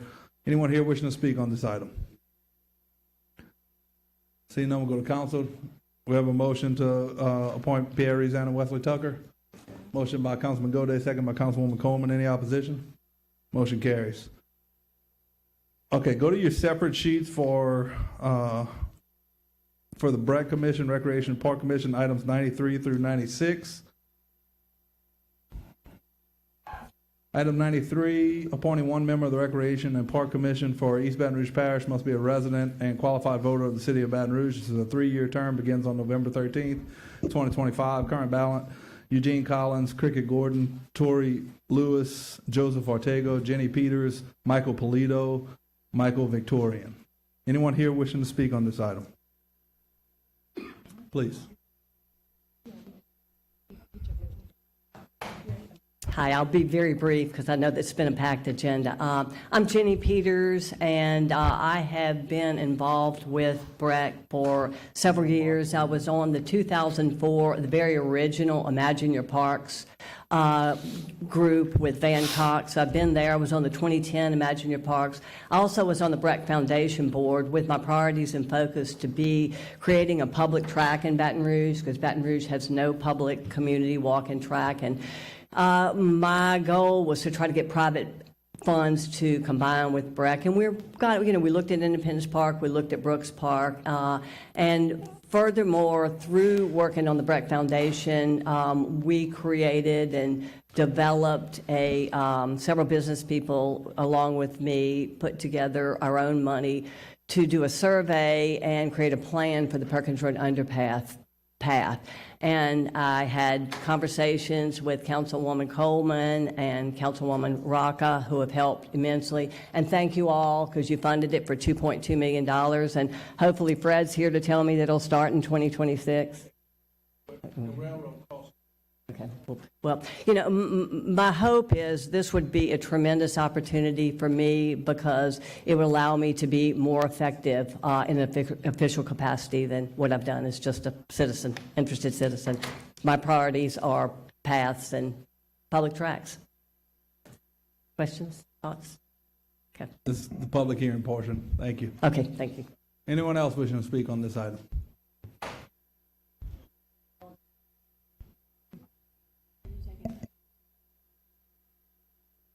Hi, good evening, council members. Thank you for this opportunity. My name is Marshall Ortego. I know it says Joseph, but I go by Marshall. Joseph's my first name. I'm a lifelong Baton Rouge native who has been a visitor of BREC's Parks for my entire life.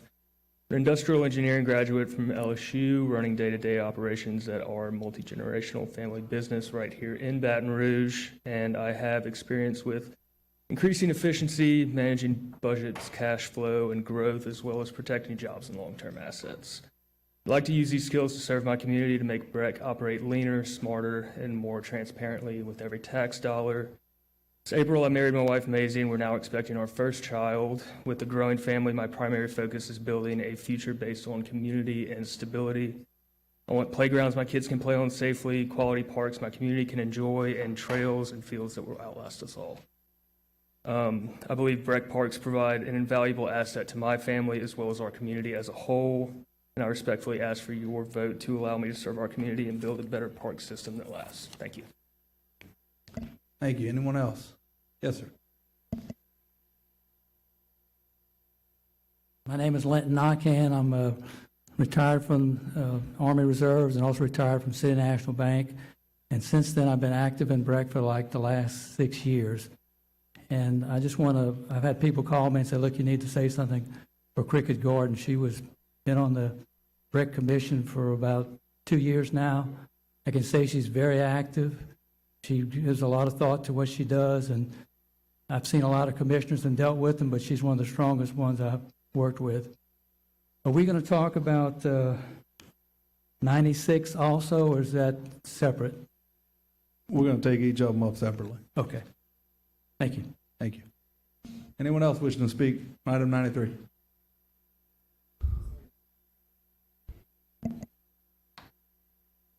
How y'all doing tonight? My name is Eugene Collins, and I'm submitted my name to serve on the commission. I'm the former president of the NAACP here in Baton Rouge, as well as the current executive director of the Baton Rouge AIDS Society. I served the Louisiana Office of Public Health as their contract monitor for over a decade. So when it comes to policy and public policy, that's something I have an expertise in and a proven track record in. And I've been doing this a long time. I can even remember when Dwight had hair. So been at this a minute. So I'm going to ask for your vote here tonight to serve in a deeper capacity with Breck. Thank y'all. Thank you. Anyone else wishing to speak on this item? Council members, you should have received one email comment in support of Jenny Peters. All right. We'll go to council. Before we do, I'll entertain a motion to extend the meeting. We have a lot of items left, and I think we're going to get to that point. So do we have a motion to extend? Motion by Councilman Moog, second by Councilwoman Adams. Is there any opposition on the motion to extend the meeting? Motion carries. Okay. Councilwoman Adams. I'd like to make a motion that we appoint Mike Polito to this seat. Motion by Councilwoman Adams, second by Councilman Moak to appoint Michael Polito. Is there any opposition? Motion carries. Item 94, Recreation and Park Commission appointing one member to the Recreation and Park Commission for East Baton Rouge Parish must be a resident or qualified voter of the City of Baton Rouge. This is a 3-year term, begins November 13, 2025. Current ballot, Eugene Collins, Cricket Gordon, Tori Lewis, Joseph Artigo, Jenny Peters, and Michael Victorian. Anyone here wishing to speak on this item? Seeing none, we'll go to council. Councilman Moak. Yeah, I'd like to make a motion to nominate Mr. Joseph Ortigo or Marshall, for everyone he goes by. All right. Councilman Dunn Jr. Excuse me, is this the other Baton Rouge, or which one is this? Yes, second Baton Rouge.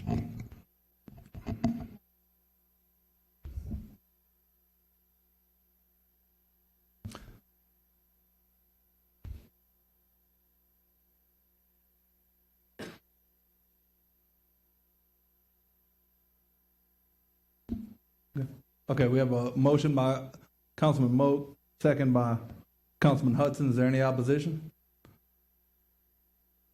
Motion carries. Item 95, Recreation and Park Commission appointing one member to the Recreation and Park Commission for East Baton Rouge Parish must be a resident and qualified voter of the unincorporated area of the parish. This is a 3-year term, begins November 13th, 2025. Current ballot, Mira Harrison and Kyle Morris. Anyone here wishing to speak on this item? Seeing none, we'll go to council. Councilman Gode. Thank you. Make a motion to appoint Dr. Muriel Harrison. We have a motion by Councilman Gode, second by Councilwoman Harris to appoint Dr. Muriel Harrison. Councilman Dunn Jr. And this is unincorporated? Unincorporated, yes. Item 95. Okay. Is there any opposition to the motion? Motion carries. Item 96, Recreation and Park Commission appointing one member to the Recreation and Park Commission of East Baton Rouge Parish must be a resident and a qualified voter anywhere in the parish. This is a 3-year term, begins November 13th, 2025.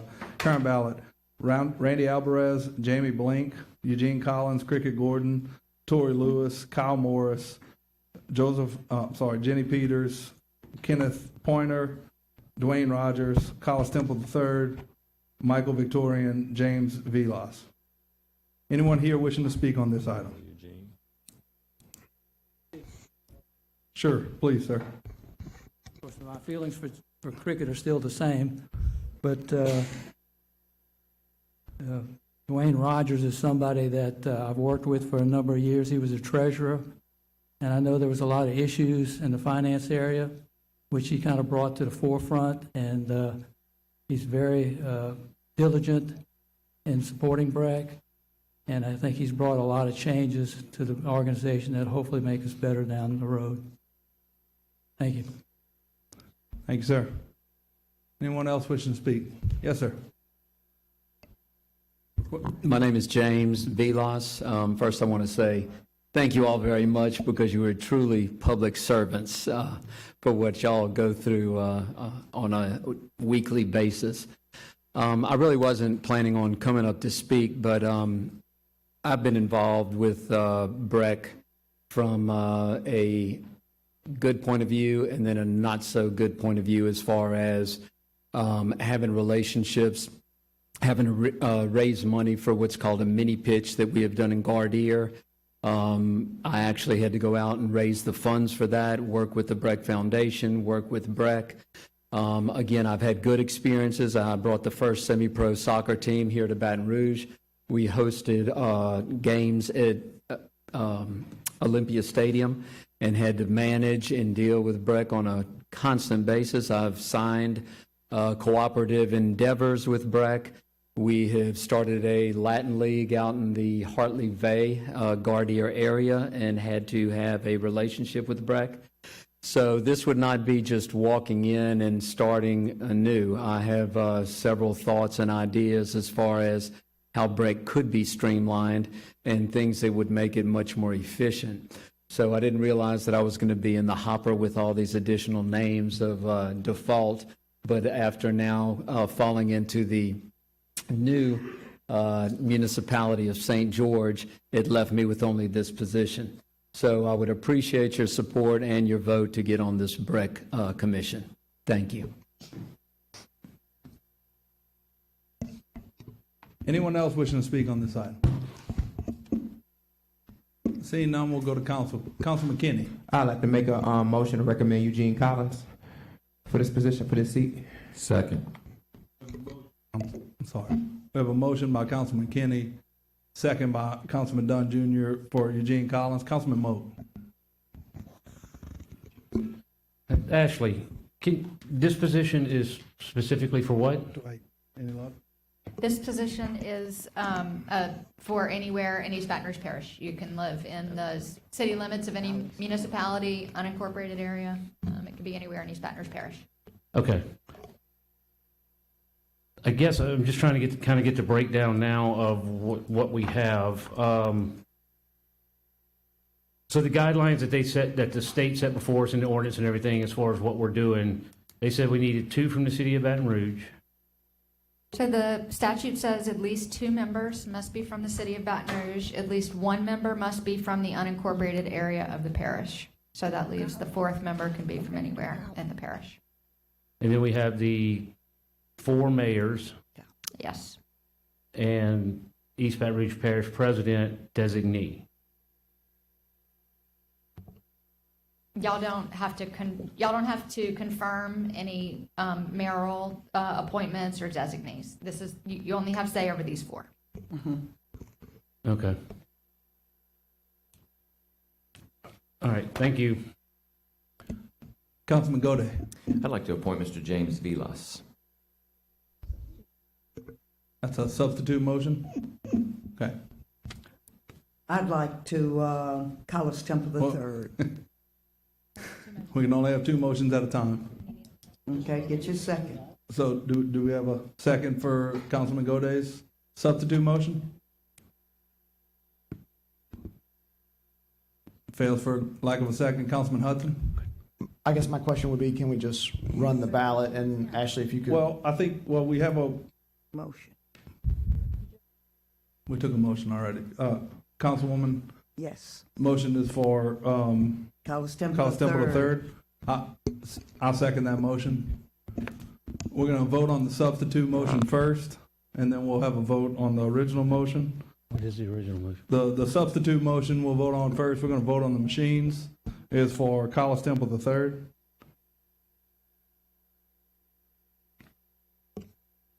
Council members, the machines are open on the substitute motion to appoint Collis Temple III.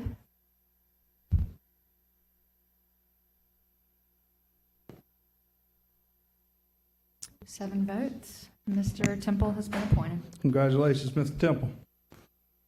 All right. We do not need to take action on items 97 through 103, as the EDD has been deferred. Change orders, we're going to take 104 through 110 together.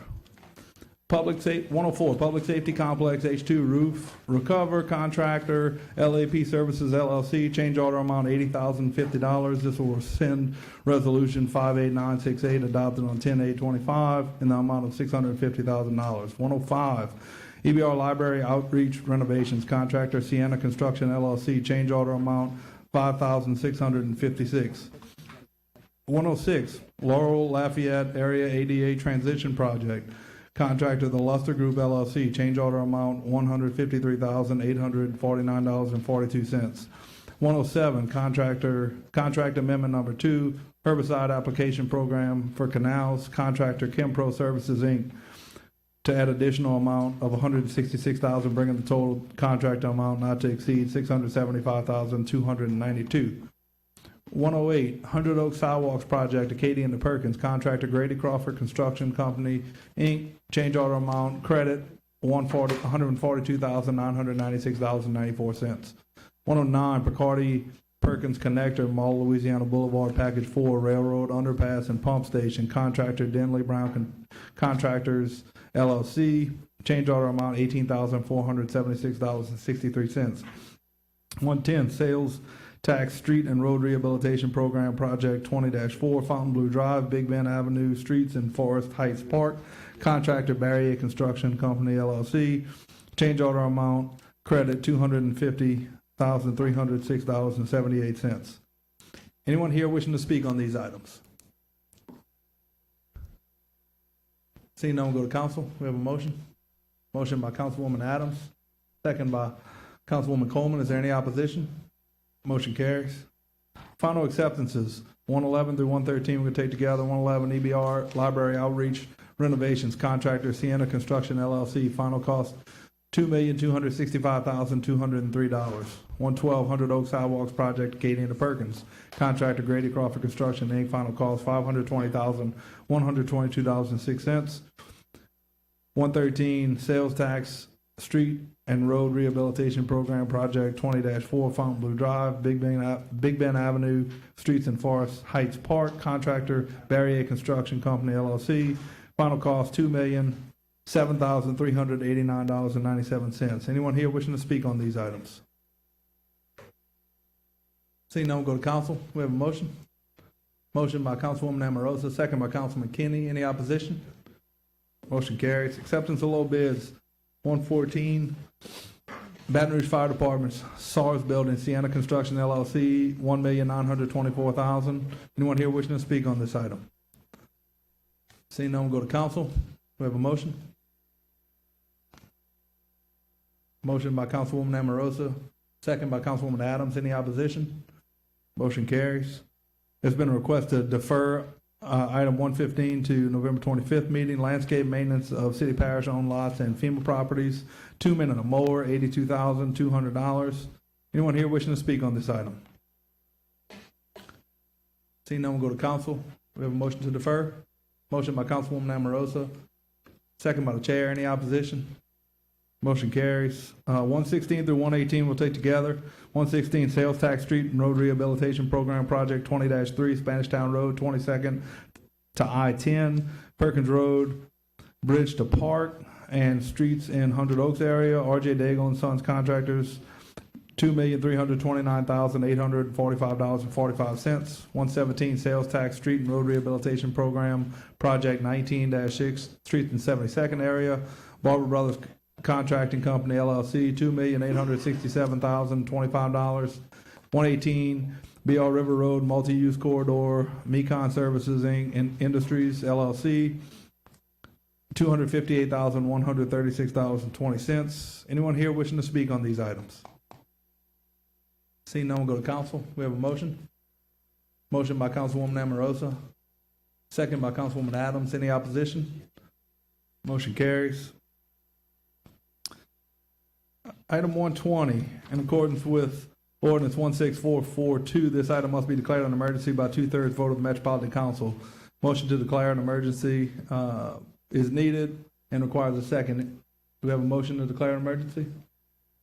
Motion by Councilwoman Amorosa, second by Councilman Hudson. Any opposition on the motion to declare an emergency?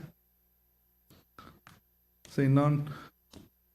Item 120, a resolution approving pursuant to Act Number 177 of the 2025 regular session of the Louisiana Legislature, amending Louisiana Revised Statutes 332740.70.5, the rebate of local sales and use taxes collected on the sale of admission tickets, concessions, and parking for major events to be held on March 28, 2026 and May 23, 2026 at Tiger Stadium in East Baton Rouge Parish, pursuant to the recommendation of Visit Baton Rouge and in recognition of the event's expected economic impact, and otherwise to provide with respect thereto by Mayor President Sid Edwards, Councilman Rowdy Goday, Councilwoman Carolyn Coleman, and Councilwoman Jen Rocca. The reason for the emergency is to allow approval before certain deadlines. Is there anyone here wishing to speak on this item? Jill Kidder, Visit Baton Rouge.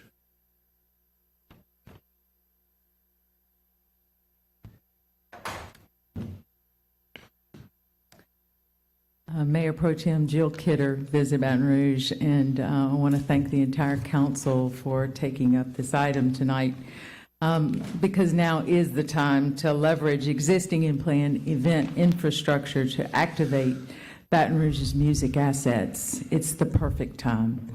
Baton Rouge is well positioned to take advantage of an evolving landscape and become a major music city, much like Austin took advantage of it, and Nashville and other areas. We have not taken advantage of it here. And right now, the issue is that Baton Rouge ranks 11th lowest in concerts per capita in the U.S. That's concerning, especially when I get to the reasons why it really matters to this city. Residents often note that musical acts opt to include New Orleans and Lafayette and just jump over Baton Rouge. We're the capital city. This should not be happening to us. The 2022 Garth Brooks concert in Tiger Stadium is a prime example of the kind of impact that we want to make with these major musical events. As you'll see in the economic impact handouts, and if the mayor would allow me, I'd really like to hand these out.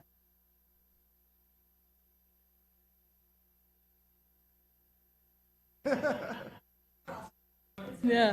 Is the mayor in the room? Because I know if the lieutenant governor is in the room and the governor's not, I can call him the governor. I barely want this job. I don't want his. Good. Just wanted to make sure you would fit back through the door. That head would squeeze through that door, you know. I think it will. I think it will. As you will see from these handouts we provided, and I want to also thank Tiffany in the finance department for reviewing those for us and making sure we had the correct information on those. As you'll see from those, Visit Baton Rouge is estimating that each of these two concerts that we're working on with numerous partners in the community would generate more than $30 million of spending in our area, each. These are impressive impact numbers, we know. And according to the law, Visit Baton Rouge Board has met, and they are recommending to the Metro Council that you approve the state-enabled 2% rebate on sales tax generated on ticket sales, concessions, and parking from each concert.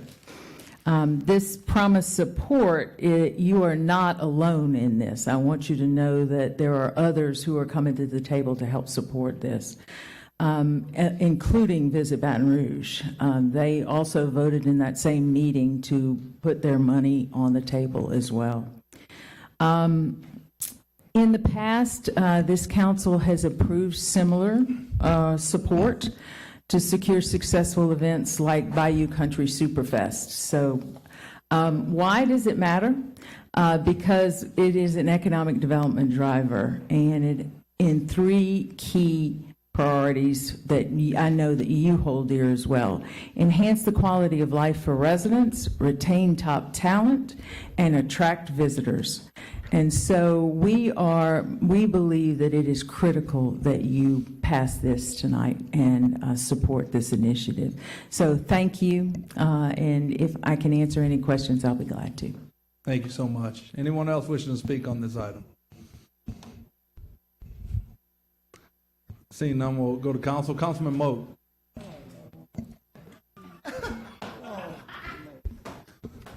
I'm sorry, what? Did I miss something? How much time we got left? Oh, we extended the meeting. Well, I remember many years ago when I was working back in Central, and no, I just wanted to make a motion to approve it and touch base on what Ms. Jill said as far as, yes, we need to really work on this. We have opportunities here with 2 different items that we have been working on for, a year or more now, not only with the arena, but the River Center, to attract stuff like this. LSU football stadium is for like those few huge individuals that can fill a stadium. The River Center is too small for these middle concerts and everything.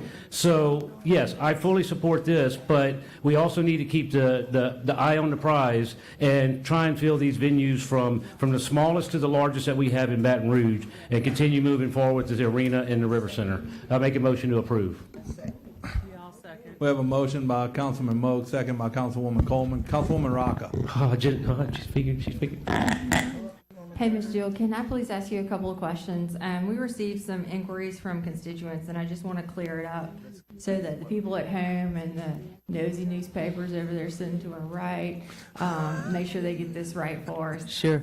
Yes, ma'am. So, one of the questions that I think you can explain very easily is whenever we're talking about the rebate or the incentive, can you explain exactly how that works and whether or not we're putting money on the line or have any potential for losing money? Can you explain that, please? No, absolutely not. In fact, if you look at your report, and I wish I had one in front of me to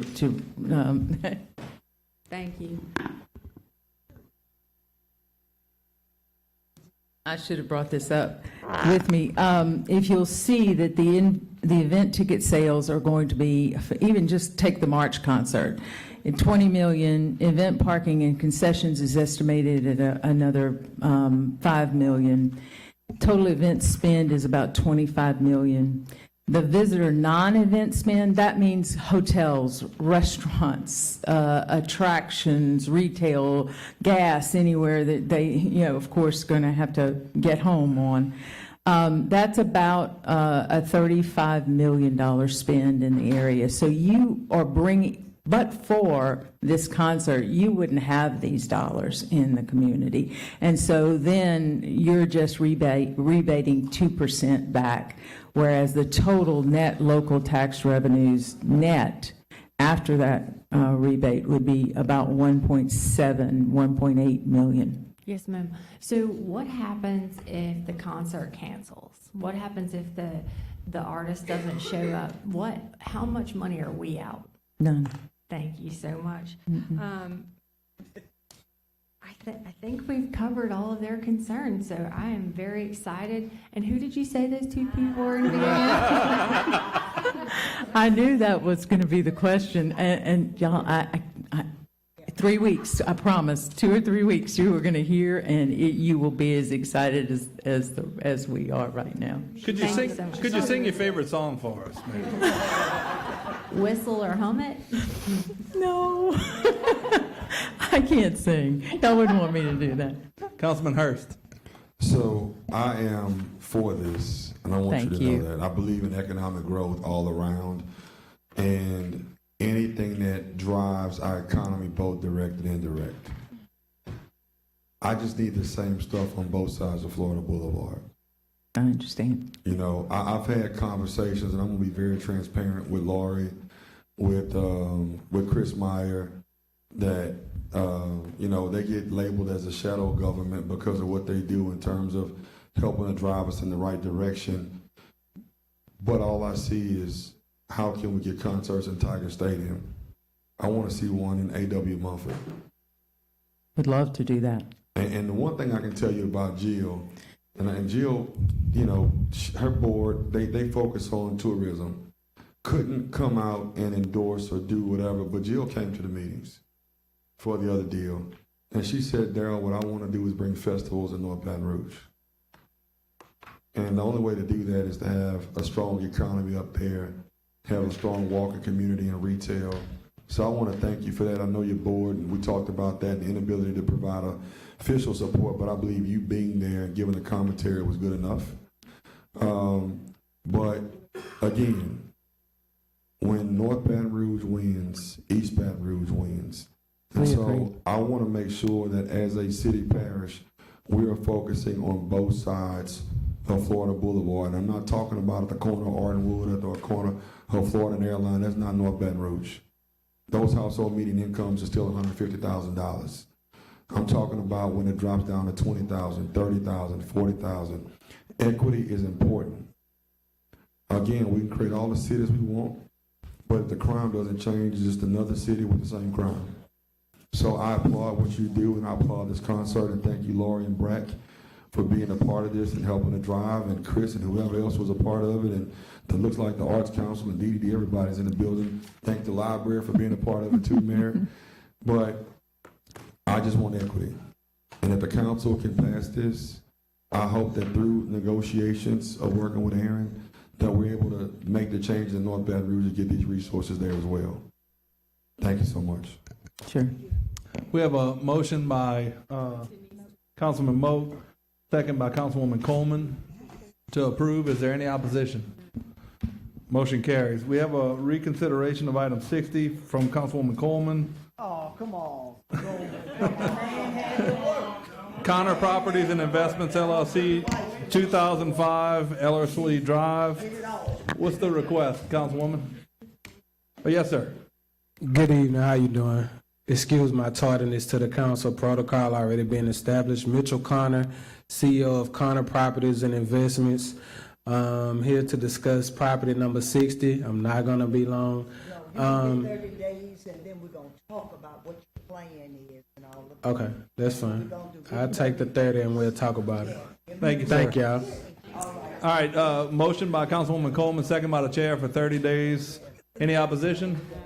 Motion carries. Councilwoman Amorosa. Motion to adjourn. Meeting's adjourned. Thank y'all for your continued service. God bless.